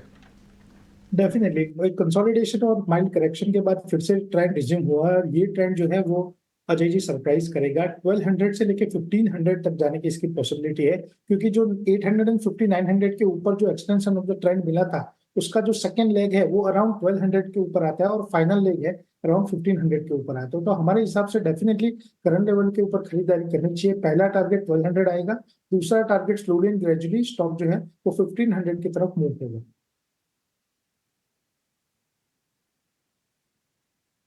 इंडिया विक्स इस समय करीब 6%, 5% इनफैक्ट ऊपर आ चुका है। यही एक बड़ी वजह भी बन रहा है कि मार्केट को इस समय पूरा दम से वो ब्रेक नहीं कर रहा है लेवल्स। आप देखेंगे ना, जो खुलने के बाद के लेवल्स हैं उससे थोड़ा नीचे है। ये इंडिया विक्स से बकायदा डेज हाई पे। एक बार जरा एडवांस डिक्लाइन वाली रेशो भी दिखाओ, जिसमें एफ&ओ के शेयर्स भी शामिल होते हैं, उससे थोड़ा आपको और पता लगेगा। ये 1:2 है ना, तो मार्केट आज कुछ नहीं करेगा। 1:3 होने पर ही बाजार के अंदर मार्केट से मोमेंटम लौट सकता है, या फिर कुछ बड़े शेयर्स लेके आइए। या तो 1:2 भी नहीं है, ये तो 95 वर्सेस 85 है। तो ये मामला थोड़ा गंभीर है। आज अभी तक तो साइडवेज है और साइडवेज ही रहेगा, अभी तक तो ऐसा ही लग रहा है। एक और चीज़, मेरे को वेटेज वाले शेयर्स में भी कोई ऐसा ताबड़तोड़ वाला वेटेज वाला शेयर भी नहीं दिख रहा जिसको मैं देख के कहूँ कि हाँ ये है ना शेयर जिसकी आपकी थोड़ी हेल्प करेगा। अगर आप देखोगे ना ओवरऑल बैंकिंग के अंदर भी, तो आपको कुछ खास बड़ा मूवमेंट नहीं आ रहा है। HDFC एक बार जरा दिखाइए, रिलायंस दिखाइए, एक बार L&T दिखाइए, एक बार इन्फोसिस दिखाइए, एक बार जरा TCS दिखाइए। स्क्रीन पे जल्दी जल्दी फायर कर सकेंगे तो दिखाते जाइए आपको। आप उसमें से देखेंगे कोई भी ना लीडरशिप लेने की मूड में भी सब नहीं है। देखते हैं आगे क्या होता है। अभी तो कुछ ऐसा ट्रेड बन नहीं रहा है, कुछ ऐसा मोमेंटम शार्प मार्केट के अंदर आ नहीं रहा है। चलिए स्टॉक्स पकड़ते हैं थोड़े थोड़े, जहाँ पर कुछ ओपनिंग के ट्रेड आपको थोड़े ठीक मिल जाएंगे। एक बार जरा एक बायकॉन और सिंजिन दोनों दिखाइए, एक बार दोनों, सिंजिन और बायकॉन दोनों। और आज ट्रेड थी वो मितेश की। मितेश जी, सिंजिन आपका आज का ट्रेड था, एक तो जरा ये चेक करो, साथ में मैं बायकॉन भी रख रहा हूँ। दोनों में पैसा बांट के ले लें सर, मतलब 1 लाख है 50 उसमें डाल देते हैं, 50 इसमें डाल देते हैं, दोनों ही शेयर चले हुए नहीं है। नहीं, डेफिनेटली दोनों में आप 50-50% डाल सकते हैं, लेकिन जो सिस्टम और मेथड के हिसाब से जहाँ पे ट्रेंड का एक्सटेंशन मिला है वो है सिंजिन। सिंजिन में हमें लग रहा है बहुत ही एक शार्प और बहुत ही स्ट्रॉन्ग अपमूव आएगा, और जो स्टॉक है वो हमें सरप्राइज करेगा। तो हमारे हिसाब से डेफिनेटली सिंजिन को आप थोड़ा ज्यादा वेटेज दे सकते हैं। लेकिन अगर आप 50-50 भी करना चाहे तो भी कर सकते हैं। बायोकॉन में इश्यू ये है कि बायोकॉन की जो रैली है वो एक्सटेंड बियॉन्ड अ पॉइंट नहीं हो रही है। अगर बायोकॉन का आप वीकली और मंथली चार्ट देखें तो 315 320 के बीच में कहीं ना कहीं बहुत ही स्ट्रॉन्ग पोज आ जाता है, और बाद में फिर से स्टॉक जो है 280 290 के बीच में आ जाता है, तो एक रेंज में फंसा हुआ है। तो उसी हिसाब से अगर आप देखें तो Syngene is a better pick as of now. एक और शेयर भी मेरे लिस्ट में है जहाँ पे वॉल्यूम एक्शन तो आ गया बट प्राइस एक्शन उतना स्ट्रांग नहीं है, वो है बजाज ऑटो। एक बार जब दिखाएं, इसकी फ्यूचर वाली प्लेट दिखा सकते हैं आप, जिसमें चेंज इन ओपन इंटरेस्ट लिखा हुआ आएगा नीचे, वो वाली प्लेट दिखाना आप। वहाँ पे देखेंगे आपको ओवाई ठीक बिल्डअप हो रहा है बट प्राइस एक्शन उतना स्मार्ट, उतनी तेज़ी से नहीं है। क्या और चलेगा क्या शेयर? आज 4% भी हो सकता है क्या? यानी कि 200 रुपये ऊपर है, 200 रुपये और चल सकता है क्या? शिवांगी जरा आप चेक करो, ये 200 रुपये आज बजाज ऑटो से हमको और कमाने हैं, तो क्या आज 200 रुपये और चल जाएगा ये शेयर? जरा आप चेक करना। जी बिल्कुल, बजाज ऑटो की बात करें हम तो यहाँ पे स्ट्रांगली प्लेस्ड है काफी। पिछले कई हफ्तों से हमने देखा है कि यहाँ पे एक बहुत ही अच्छा प्राइस एक्शन है। पिछले 6 महीनों से हमने देखा है कि कोई भी छोटे डिक्लाइंस में खरीदारी के मौके ढूंढे गए हैं इधर, एंड स्टॉक पूरे एक सेक्टर में एक अच्छा टेलविंड मिलते हुए दिखेगा। तो मेरी राय रहेगी कि हम बिल्कुल यहाँ पे अपसाइड एक्सपेक्ट कर सकते हैं जिस हिसाब से वॉल्यूम्स और प्राइस एक्शन है। यहाँ पे हम नेक्स्ट ऑफकोर्स 200 के लेवल्स तो एक्सपेक्ट कर ही सकते हैं। नेक्स्ट जो टारगेट है वो 8800 तक के बनते हुए दिख रहे हैं। 8370 के एक स्टॉप लॉस को ध्यान रखें।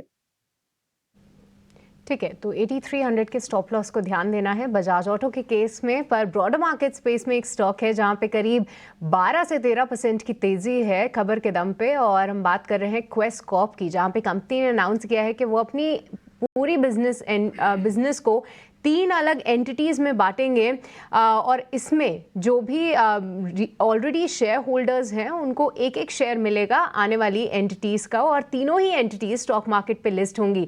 आइए समझते हैं क्या है ये पूरी रीस्ट्रक्चरिंग, और साथ ही कौन सी ऐसी एंटिटी है जहां पे सबसे ज़्यादा मार्जिन्स की उम्मीद की जा रही है। ये पूरी डिटेल्स लेके अशेषा हमारे साथ जुड़ चुकी हैं। अशेषा बताइए। जी हाँ, बड़ी कॉर्पोरेट रीस्ट्रक्चरिंग अनाउंसमेंट आती हुई नजर आई over the weekend Quess Corp के लिए, जहां कंपनी ने डिसाइड किया है कि अब कंपनी 3 हिस्सों में बंट जाएगी। एक company Quess Corp, digitise solutions और ब्लू स्प्रिंग एंटरप्राइजेस लिमिटेड, 3 हिस्सों में अब कंपनी बंट जाएगी। 1:1 का रेशियो रहेगा। अगर शेयर होल्डर्स के पास एक शेयर है क्वेस कॉर्प का, तीनों ही एंटिटीज के एक एक शेयर शेयर होल्डर्स को मिलेंगे।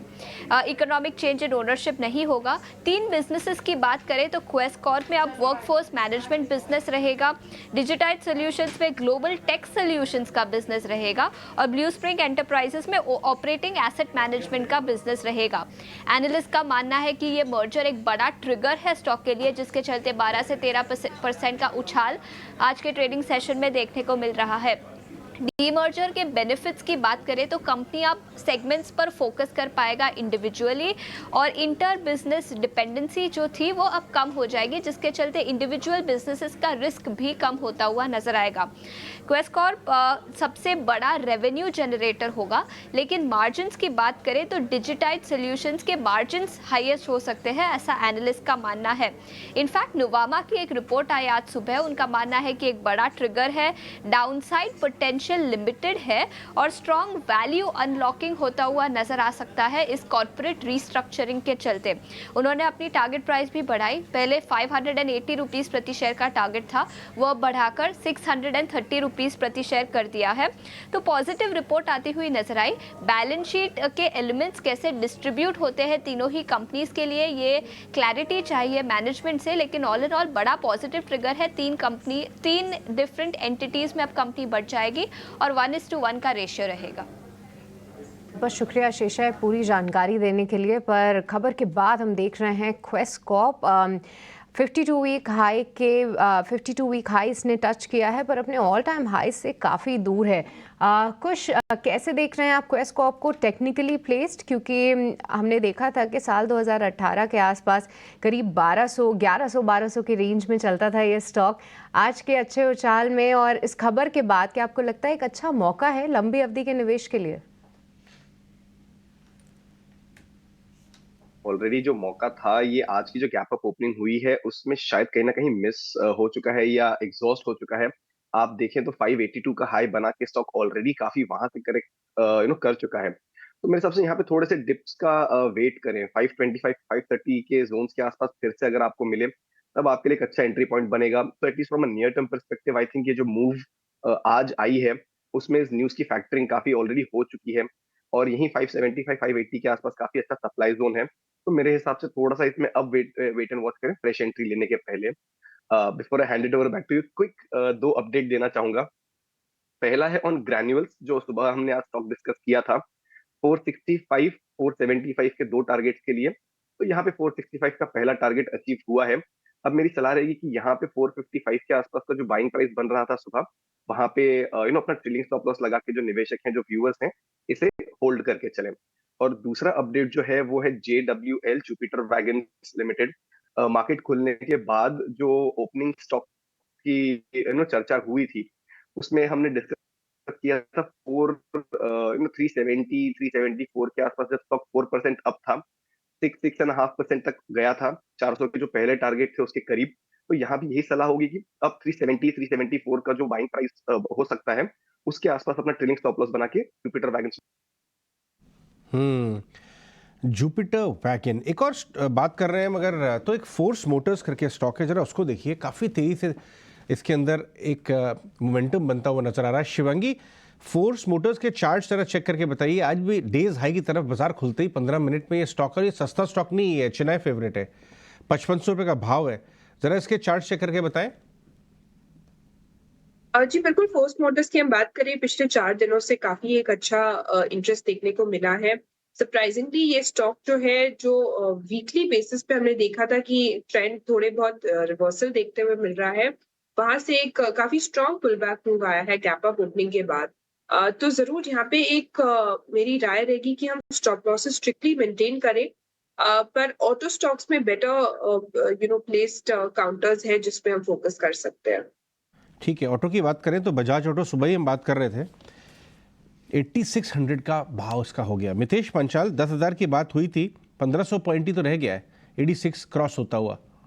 क्या लगता है आपको अगली सीरीज, इस सीरीज?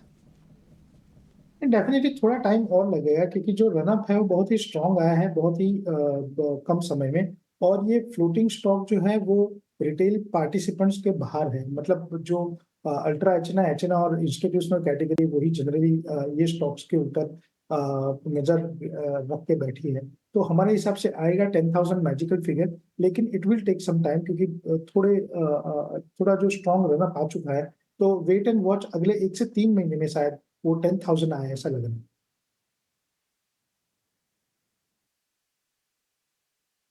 पे हो चुका है। थोड़ी देर पहले आपको शिवांगी ध्यान होगा, मैंने आपसे ये बात पता किया था कि 190 रुपये शेयर चल रहा है, मेरे को 200 रुपये बजाज ऑटो से और कमाने हैं, और इसके अंदर जो डाटा बन रहा था वो काफ़ी स्ट्रॉन्ग था। मेरे को सिर्फ प्राइस एक्शन का वेट था, और देखते देखते वो प्राइस एक्शन भी आपकी स्क्रीन पर आ गया। 190 वाला शेयर इस समय 311 रुपये ऊपर है, और ये बहुत ही बढ़िया कॉल, आपने उस समय हमारी हेल्प की। आइडेंटिफिकेशन हुआ शीट में, हमने फ्यूचर्स का आपको डाटा भी दिखाया था, 4% का ओपन इंटरेस्ट बिल्डअप, आपको इसलिए जानबूझ के वो फ्यूचर्स की प्लेट दिखाई थी, और आपने हमारी हेल्प की। 100-150 रुपया और बना उसके बाद से। एक शेयर मेरी लिस्ट में भी और आ रहा है, कुछ ऐसा ही है, हालांकि वो शॉर्ट कवरिंग का है। मैं शॉर्ट कवरिंग वाले शेयर्स पे ज़्यादा ट्रस्ट करता नहीं, लेकिन वो कमोडिटीज़ का है, इसलिए मैं जोड़ रहा हूँ उसके साथ में। वो है बलरामपुर चीनी। एक बार ज़रा स्क्रीन पे बलरामपुर चीनी लेके आइए। शेयर 4% हो गया, और ये देखते देखते 4% हुआ है। थोड़ी देर पहले मैं बोलता तो शायद 2% होता ही है। प्रशांत जी, एक बार ज़रा चेक करना, शॉर्ट कवरिंग आ रही है शेयर में, शॉर्ट कवरिंग बढ़िया मूवमेंट दे रही है इसको। कितना और चल सकता है ये? जी डिम्पी जी, मुझे लग रहा है जो आज की ओपनिंग है वो काफी स्ट्रांग है, और अभी हम 20 दिनों के एवरेज को ऑलमोस्ट छू रहे हैं, 385 390 के जोन के बीच।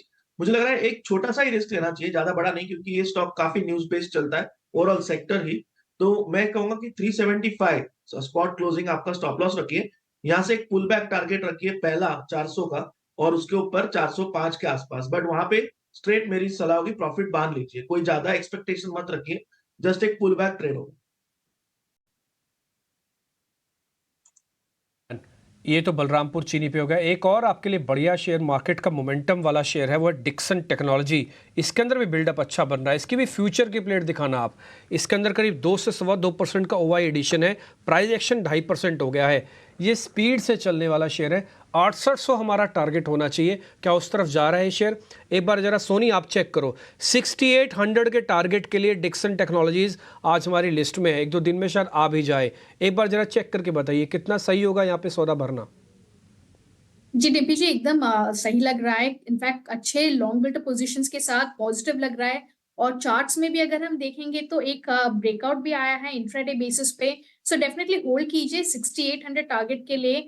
और 6400 का एक अच्छा सपोर्ट है पोजिशनल बेसिस पे। इंट्राडे पे 6500 का भी आप सपोर्ट ले सकते हैं। सो डेफिनेटली यहाँ पे होल्ड करना चाहिए।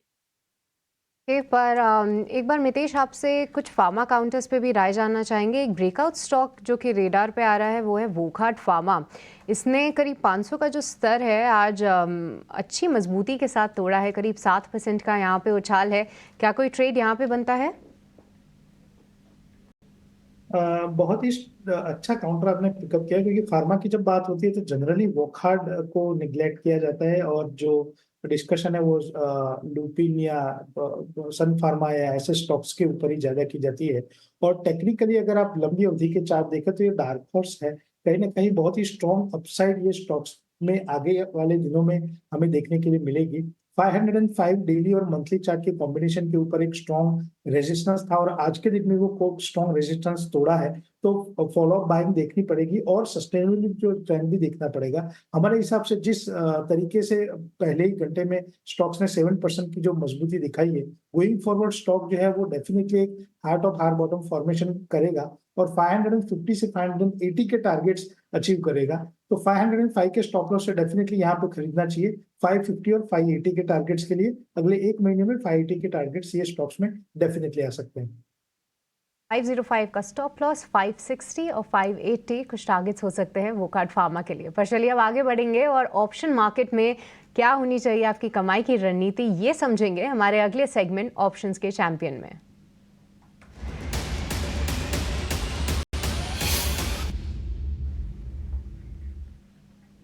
तो आज के ऑप्शंस के चैंपियन की स्ट्रैटेजी बताने के लिए हमारे साथ आदित्य अरोड़ा मौजूद हैं। गुड मॉर्निंग आदित्य, बताइए क्या कुछ स्ट्रैटेजी है वहाँ पे? Very good morning. देखिए आज की स्ट्रैटेजी मेरी रहेगी आईटी सेक्टर में। सबसे वीकेस्ट सेक्टर आज आईटी ही है, और आप पैटर्न देखें तो थोड़े बहुत बेरिश बन रहे हैं। एंड कल हमने फ्राइडे को भी हमने नैस्डैक में थोड़ी गिरावट देखी, तो मेरी शॉर्ट बेट रहेगी टीसीएस पे। 4080 का पुट बाय कर सकते हैं 56.20 में, 4060 का पुट सेल करेंगे 48.60 में। मैक्सिमम लॉस पोटेंशियल है 1330 और मैक्सिमम प्रॉफिट पोटेंशियल है 2170। तो स्टॉक नीचे जाएगा, पैसा बनेगा। बहुत बहुत शुक्रिया, thank you very much Aditya Arora इस स्ट्रैटेजी के लिए। हमारे साथ हमारे सारे पैनलिस्ट जुड़े हुए हैं, कुश, शिवांगी और मितेश। शिवांगी, ये केयर रेटिंग्स को देखिए ज़रा, क्रिसिल के रिजल्ट्स आए हैं, लेकिन कहते हैं कि खरबूजे को देख के खरबूजा रंग बदलता है। रिजल्ट उसके तगड़े आए हैं, स्टॉक ये चल रहा है, बट हैं दोनों एक तरह से रेटिंग एजेंसी स्टॉक्स। इसके मूव को ज़रा चेक करके बताइए। 1140 का भाव है, क्या ये लास्ट करेगा केयर रेटिंग्स? स्टॉक में एक नैरो रेंज ब्रेकआउट जरूर देखने को मिला है। वीकली बेसिस पे स्टॉक ने एक अच्छा सपोर्ट लिया है 1070 के आसपास, और फिर वहां से एक अच्छे स्विंग के बाद रिट्रेस करके वापस अपमूव जो है वो स्टार्ट हुआ है। तो ये अगर हम टेक्निकली देखें तो काफी एक स्ट्रॉन्ग है, क्योंकि स्टॉक ने एक अच्छी हॉल्ट लेके फिर जो है अब अपमूव की तैयारी कर रहा है। तो यहाँ पे हम 1180 तक के लिए वेट कर सकते हैं, नेक्स्ट जो एक्सटेंड होते हुए दिख रहे हैं, और 1120 के एक स्टॉक को ध्यान रखें। 1120 के स्टॉक वहाँ पे एक स्टॉप लॉस लगा के काम करिए। आईटी में वीकनेस है, ज़रा आईटी के लूजर्स को लेके आइए डाक्टर साहब। आईटी में विप्रो 2% नीचे हो गया। कुछ ये नीचे कितना कहाँ तक जा सकता है? इनफैक्ट चारों स्टॉक्स नीचे हैं, टीसीएस, टेकएम, विप्रो, इन्फी। इसमें आपको कोई शॉर्टिंग कैंडिडेट दिखता है कुछ? तो अजय, मैं थोड़ा सा यहाँ पे वॉचफुल रहूंगा, बिकॉज हमें लग रहा है यहाँ पे कुछ ऐसे नाम हैं जिनमें एक्चुअली बाइंग इमर्ज हो सकती है एट लोअर लेवल्स। इंटरेस्टिंगली बहुत ही लंबे समय के बाद विप्रो हमारे भी बाइंग लिस्ट में आया था, विच सजेस्टेड दिस फॉर टारगेट सारे अचीव होते हुए नजर आए हैं। अब ये प्रॉफिट बुकिंग है, थोड़ी सी ओवरहीटिंग हो गई थी इन सारे नामों में, तो मेरे हिसाब से यहाँ पे फ्रेश शॉर्टिंग एक्चुअली ना करें, थोड़ा सा वेट करें। या तो कंसोलिडेशन है या जो रनअप था उसका प्रॉफिट बुकिंग आपको देखने मिल रहा है। तो शॉर्टिंग अपॉर्चुनिटी तो मैं नहीं कहूंगा, in fact I would rather wait and look for buying opportunities at lower level. तो थोड़ा सा वेट एंड वॉच करेंगे यहाँ पे। मान लीजिए विप्रो अगर आपको यहाँ पे 520 से 525 के जोन पे मिलता है, तो फिर से एक अक्यूमुलेशन कैंडिडेट बन जाएगा। एंड एचसीएल टीसीएस इनमें थोड़ा सा कंसोलिडेशन चल रहा है, तो मोमेंटम के हिसाब से डिप अगर आपको मिले तो विप्रो में एक बाइंग अपॉर्चुनिटी फिर से बनेगी 525 के लेवल के आसपास। इनफैक्ट बाइंग ऑन डिप्स रखिए, शॉर्ट मत करिए। टाटा पावर 380 क्रॉस कर चुका है, 1.5% ऊपर है। मितेश पंसाल, 400 का टारगेट, 400 के ऊपर के टारगेट्स के टारगेट्स, क्योंकि 378 के ऊपर आवरली चार्ट के ऊपर बहुत ही स्ट्रॉन्ग कंफर्मेशन मिला है। आज के दिन में अजय जी आपको अगर टारगेट रखना है तो 319 का रख सकते हैं, क्योंकि एक्सटेंशन ऑफ द ट्रेंड मिला है और 1 या 2 दिन में स्टॉक जो है वो 400 प्लस के टारगेट्स भी दिखा सकता है। 378 के स्टॉप लॉस से डेफिनेटली करंट लेवल के ऊपर आप खरीद सकते हैं।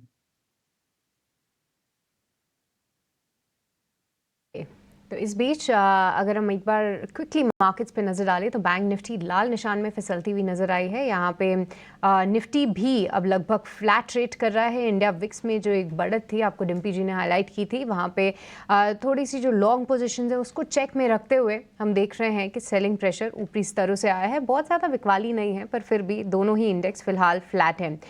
पर इस बीच कई सारे चेंजेस जो कि फुत्सी की तरफ से अनाउंस किए गए थे, उसमें जो लार्ज कैप इंक्लूजन्स की लिस्ट थी, 5 स्टॉक्स नाम वहाँ पे शामिल थे। Aurobindo pharma, Bharat forge, BHEL, fact और जनरल इंश्योरेंस ऑफ इंडिया। इन सभी में अच्छी तेज़ी है।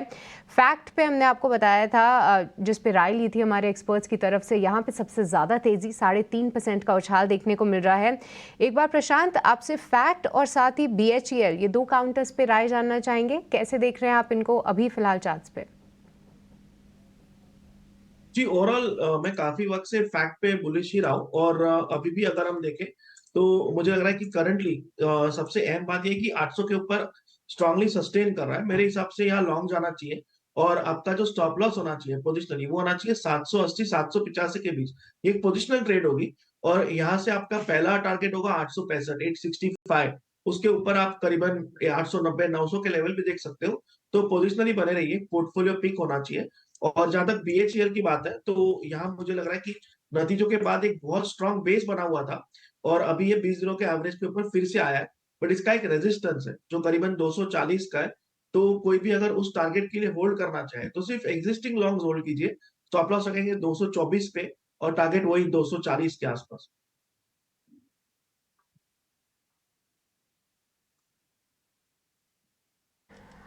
तो बीएचईएल और साथ ही फैक्ट, ये 2 काउंटर्स जो कि रेडार पे हैं, और साथ ही कल्याण ज्वेलर्स, यहाँ पे भी एक अच्छा एक्शन देखने को मिल रहा है। ये भी फुत्सी की लिस्ट में शामिल है। एक बार शिवांगी, इस पे कोई चार्ट चेक? जी बिल्कुल, इसका अगर हम चार्ट स्ट्रक्चर देखिए यहाँ पे तो जरूर हमने देखा है कि स्टॉक जो है एक पूरे लास्ट ईयर आउट परफॉर्म किया है। मंथ ऑन मंथ बेसिस पे काफी एक अच्छा प्राइस सेटअप बना हुआ है। तो पोजिशनली अगर हम बात करें तो स्टॉक काफी स्ट्रॉन्ग है। ऑफ कोर्स इंट्राडे में हम थोड़े बहुत डाउनफॉल देखने को मिल रहा है, पर अपने सपोर्ट जोन्स को काफी अच्छी तरह से इंटैक्ट होल्ड कर रहा है। जब तक यहाँ पे ये स्टॉक 350 के ऊपर होल्ड करे तो कोई प्रॉब्लम वाली बात नहीं है। हम लॉन्ग टर्म के लिए बिल्कुल ये पोर्टफोलियो में रख सकते हैं। जो पोजिशनली टारगेट्स है वो अराउंड 400 के बनते हुए दिख रहे हैं। खास बात देखने वाली बात यह है सृष्टि की, बैंक निफ्टी में आपको एक कमजोरी नजर आ रही है, नीचे की तरफ जा रहा है। जनरली बैंक्स में मुनाफा वसूली का माहौल है, लेकिन जना स्मॉल फाइनेंस बैंक 7% ऊपर है। हमने आपको सुबह बताया था कि इसमें आकाश प्रकाश ने बढ़ाया है अपना स्टेक 6% के करीब। ये देखिए 6% ऊपर इस समय, इसके ऊपर आप नज़र बना के रखिए। कुछ और बीटन डाउन स्टॉक्स वापस आते हुए नजर आ रहे हैं। आईटीसी को देखिए, पिछले हफ्ते इसके अंदर बैट का स्टेक आएगा वगैरह वगैरह को लेके काफ़ी चिंताएं थी, लेकिन रिबाउंड आया है। अगर आप देखें स्टॉक के अंदर, हमने ये एनालिसिस भी आपको करके बताया था कि क्यों 3.5-4% का ब्लॉक में परेशान हो, तो ये अगर वो आएगा पूरा खप जाएगा और लोग लेने बैठे हैं।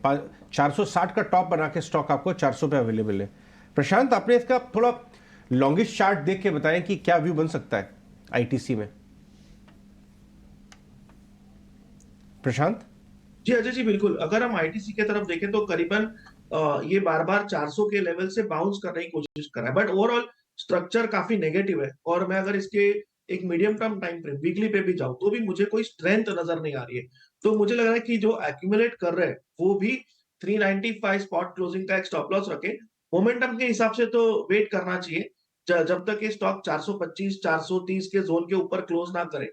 मोमेंटम चेज नहीं करना चाहिए। सिर्फ जो एक पोजिशनल इन्वेस्टिंग करना चाहते हैं वो भी 395 के स्पॉट क्लोजिंग स्टॉप लॉस से बाय कीजिए और पुल बैक टारगेट्स आपके करीबन 435 के आसपास ही रहने चाहिए। ठीक है, ये हो गई एक आईटीसी पे कॉल। आपको सुबह हमारे पैनलिस्ट ने जिंदल 100 पे कॉल बताई थी। ये देखिए 7% ऊपर आपको नज़र आता हुआ दिखाई दे रहा है। कुछ और स्टॉक के बारे में बात कर लेते हैं। थोड़ा बाजार बहुत स्टॉक स्पेसिफिक है एक्चुअली। अगर आप देखें ना, आपको बहुत क्लियर ट्रेंड नज़र नहीं आएंगे। Small cap mid cap index लेके आइए डॉक्टर साहब ज़रा। Small cap mid cap index intraday लेके आइए, वो भी फ्लैट है। बहुत बड़े मूव्स नहीं है, आपको ढूंढने पड़ रहे हैं इस बाजार में। डॉक्टर रेड्डीज के खंडन के बाद 1.25% ऊपर स्टॉक इस समय नजर आ रहा है। शिवांगी, डीआरएल के स्टॉक को चेक करके बताएं। जी, फार्मा स्पेस की अगर हम बात करें यहाँ पे तो काफी एक स्विंग जरूर बना हुआ रहता है। लास्ट वीक हमने देखा था कि एक अच्छे एक्शन में है स्टॉक और अच्छा प्राइस एक्शन देखने को मिल रहा है। एक्सटेंड जरूर होते हुए दिख रहा है, but week on week basis पे भी स्टॉक जो है काफी स्ट्रांगली प्लेस्ड है। इंटरेस्टिंगली इसके जो ओपन इंटरेस्ट बिल्डअप है वो काफी स्टेबली हो रहे हैं और ग्रेजुअल बेसिस पे हो रहे हैं। तो बिल्कुल ये स्टॉक काफी पॉजिटिवली प्लेस्ड है, बट क्योंकि ये फार्मा सेक्टर है तो स्टॉप लॉसेस जो है वो स्ट्रिक्टली प्लेस में रखे। 60 to 70 के एक सपोर्ट को ध्यान रखे। 6650 के टारगेट्स जो है नेक्स्ट दिखने को मिल सकते हैं। ऑलराइट, तो डॉक्टर रेड्डीज को लेकर आपके लिए राय पर इस बीच जो स्टॉक स्पेसिफिक एक्शन की बात हो रही थी, बलरामपुर चीनी, बायोकॉन, डेल्टा कॉर्प, ग्रैन्यूल्स, ये कुछ काउंटर है जो कि एफएनओ स्पेस में टॉप गेनर्स में भी शामिल है। और साथ ही आज एक रीबाउंड देखने को मिल रहा है गुजरात गैस में भी। यहाँ पे हमने एक बिकवाली का प्रेशर ज़रूर देखा था कुछ, पर गुजरात गैस यहाँ पे क्या इस रीबाउंड में पार्टिसिपेट करना चाहिए? सृष्टि, मेरे हिसाब से यहाँ पे पार्टिसिपेट कर सकते हैं। आप देखें तो स्टॉक में जो रिबाउंड आया था, ये मुझे लग रहा है कि थोड़ा सस्टेनेबल रहेगा as long as the level of 540 545 is held. 20 day का जो मूविंग एवरेज है उसके नीचे ट्रेड कर रहा है, but even then there is enough and more traction in this stock. थोड़ा सा सेलिंग प्रेशर हमने ऊपरी लेवल्स पे देखा था, इसीलिए इसको 20 डे मूविंग एवरेज क्रॉस करने में थोड़ी मशक्कत हो रही है। But I think once that is taken out 600 plus के पोजिशनल टारगेट्स आएंगे। तो अगर कोई फ्रेश एंट्री ले रहा हो तो रिस्क रिवॉर्ड के लिहाज से यहाँ पे फेवरेबल ट्रेड सेटअप बनता है, जहाँ पे 545 का स्टॉप लॉस रहेगा। पहला टारगेट जो है आपके लिए रहेगा 570 का, and once that is taken out as I said 600 should act as your second target.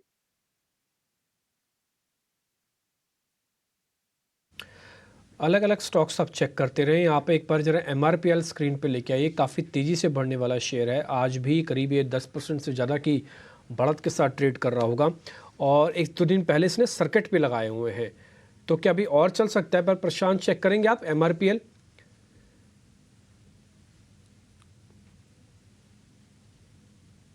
जी डिम्पी जी, यहाँ पे मुझे लग रहा है कि एक ब्रेकआउट बहुत स्ट्रांग आया है। 270-75 के ऊपर ट्रेड है, बट काफी स्ट्रेस्ड है। इसमें थोड़ा कूल डाउन होना जरूरी है और करीबन अगर ये स्टॉक फिर से आपको 260-55 के जोन के बीच मिले तो मैं फ्रेश बाइंग के लिए इंटरेस्टेड होगा। अभी करंट लेवल पे जिनके पास पोजीशन है वो 260 से ट्रेड करे, 260 थोड़ा डीप रखिए क्योंकि अच्छा ब्रेकआउट है, वॉल्यूम बैक ब्रेकआउट है। तो बिल्कुल थोड़ा डीप रख के ट्रेड कीजिए। चांसेस है कि ये 285 भी जा सकते, बट फ्रेश बाइंग रेकमेंड नहीं करूंगा। सिर्फ एग्जिस्टिंग लॉन्ग्स ही ट्रेड कीजिए। ठीक है, एक पोजीशन जरा खुश आप चेक कीजिएगा। उस शेयर का नाम है skipper.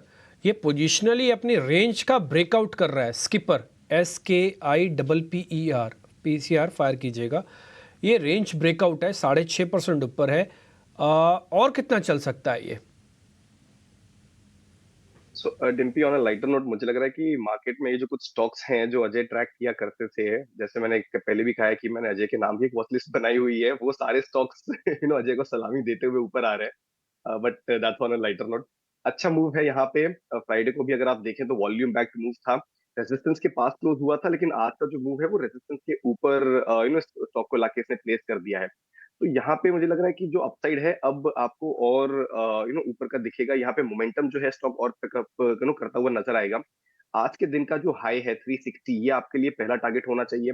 And once that is taken out 385 के दूसरे लेवल को ध्यान में रख के चलें। स्टॉप लॉस जो है वो रहेगा करीब 325 के आसपास। तो फ्रेश ब्रेकआउट दिया है on the back of decent volumes, तो मेरे हिसाब से यहाँ पे मोमेंटम जो है ये पिकअप हो सकता है।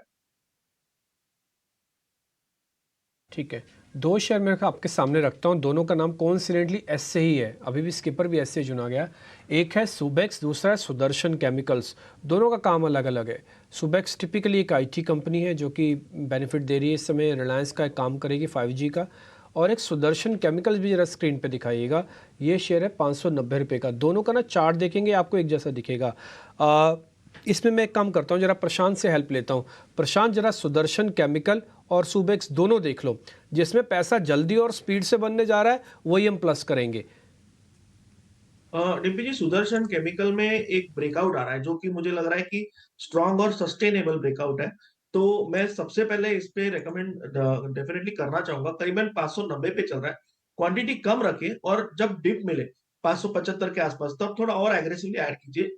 ओवरऑल जो आपका स्टॉप लॉस होगा वो होगा 560 स्पॉट क्लोजिंग, तो इस रेंज में आपको एक्यूमुलेट करना है, एक साथ बाय मत कीजिए। और ये ब्रेकआउट मुझे लग रहा है सस्टेनेबल है, यहाँ से आपका टारगेट होना चाहिए 700 से लेके 725 तक का। सुबेक्स मुझे लग रहा है कि एक बहुत स्ट्रॉन्ग रेंज में फंसा हुआ है काफी सालों से, 4 सालों से ऑलमोस्ट, अगर मैं देखूं तो मुझे लग रहा है जब तक ये 45 के ऊपर ना निकले थोड़ा अवॉइड कीजिए, और 45 के ऊपर क्लोज होने के बाद ही इसमें एंटर कीजिए। स्टॉप लॉस 40 और टारगेट आप 58 का रख सकते हो। तब तक मैं इसको वॉच लिस्ट में रखूंगा बट प्लस नहीं करूंगा।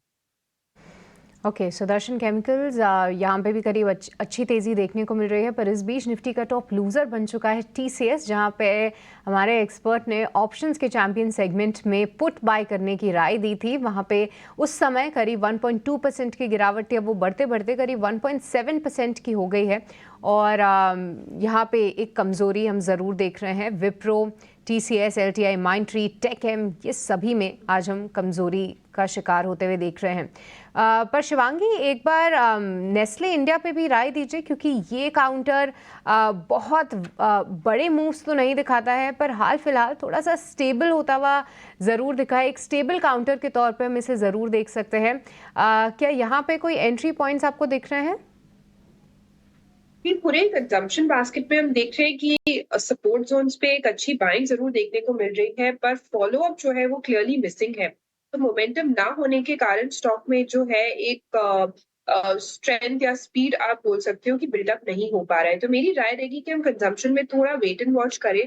Similarly for Nestle, week on week basis पे हमने देखा है कि स्टॉक जो है पिछले 4 हफ्तों से वही है।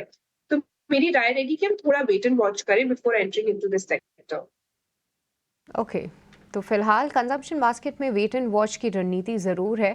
पर सोनी, एक बार क्रिसिल पे भी अपने लेवल्स बताइए, क्योंकि अच्छे नतीजों के बाद हमने देखा था 5% की तेज़ी के साथ शुरुआत हुई थी, बढ़ते बढ़ते अब 8% हो गई है। क्या कुछ नए लेवल्स ध्यान में रखने हैं, कोई टारगेट रिविजन्स यहाँ पे? जी सृष्टि जी, यहाँ पे हम देखेंगे तो काफी वॉल्यूम्स के साथ अच्छे एक अप ट्रेंड लग रहा है, और इनफैक्ट 2 डेज का कंटिन्यूस वॉल्यूम है यहाँ पे। सो एक पोजिशनल बेसिस पे 5100 5150 का एक नजर आ रहा है जहां तक वो टेस्ट कर सकता है। इमीडिएट बेसिस पे अगर हम देखेंगे, इंट्राडे बेसिस पे अगर हम देखें तो 4900 4850 के रेंज में एक अच्छा सपोर्ट है, पर थोड़ा सा पोजिशनली यहाँ पे लेना चाहिए, जहाँ पे 4700 का एक अच्छा सपोर्ट है और 5200 के आसपास वो एक बार टेस्ट कर सकता है। तो बहुत ही सिलेक्टिव होना होगा और इंडाइसिस आपको बोर कर देंगे, कुछ कुछ वैसा ही देखने को मिल रहा है। 7-8 पॉइंट की गिरावट है निफ्टी पर। हमने आपको सुबह भी आगाह किया था कि जिस जगह पे आके टकराया है ना, वही अपने आप में एक रेजिस्टेंस है। जब तक 22,100 के ऊपर नहीं आया आप मत लेना, आपने नहीं लिया होगा तो बच के 22,000 के आसपास आए तो एक बार कैलकुलेट करना, लेना भी हो तो 20% से ज़्यादा नहीं लेना। बैंक निफ्टी 46,500 के ऊपर जब तक नहीं टिकेगा, शॉर्ट कवरिंग को ट्रिगर नहीं करेगा। देखो, मार्केट में पैसा एक ही है, अगर मंदी वालों की जेब से निकलेगा तभी वो तेज़ी वालों की जेब से जाएगा, क्योंकि नया पैसा तो आ नहीं रहा ना। वो आपको कैसे पता लगता है कि नया पैसा आया कि नहीं आया? वो पता लगता है लॉन्ग पोजीशन से, या फिर मैं बोलूँगा थोड़ी बहुत चर्निंग से। FIs की लॉन्ग पोजीशन से एक हफ्ते से 2-2% ऊपर नीचे हो रही है। रिटेल DIs की लॉन्ग पोजीशन में कोई बदलाव नहीं है। जो DIs है टिपिकली फंड्स का भी कॉन्ट्रीब्यूशन दिखाता है आपको। प्रो अकाउंट्स में ऐसा कुछ नहीं दिख रहा, मार्केट की सिर्फ चर्निंग हो रही है और कुछ भी नहीं हो रहा है। आप इंडाइसिस को छोड़ें, 20% ही पैसा रखें, 40% पैसा स्टॉक्स को पकड़ के रखें और पैसा कैश में रखें। फिलहाल मार्केट का मूड और माहौल कुछ ऐसे ही है, आपको वेट करना होगा। दिखाइए जरा एक बार HDFC बैंक, तो अब ये क्या हो रहा है ना, अपनी स्टीम को नहीं कंटिन्यू कर पा रहा। दिखाइए एक बार जरा रिलायंस को, अपनी स्टीम को कंटिन्यू नहीं कर पा रहा। आप दिखाइए TCS को। आप 4 या 5 बड़े शेयर को सामने खड़े कर देंगे ना, वेटेज की प्रॉब्लम आ जाती है मार्केट में। HDFC डेज लो, रिलायंस डेज लो, TCS डेज लोज। तो ये कुछ एक शेयर्स हैं, आपको सेलेक्टिव होना होगा। एक बार दिखाइए बायोकॉन दिखाइए। मैं मितेश सर से मैंने एक ट्रेड पता किया था कि मैं आधा पैसा बायोकॉन में डालना चाहता हूँ, सिंजिन के अलावा भी। तो उन्होंने कहा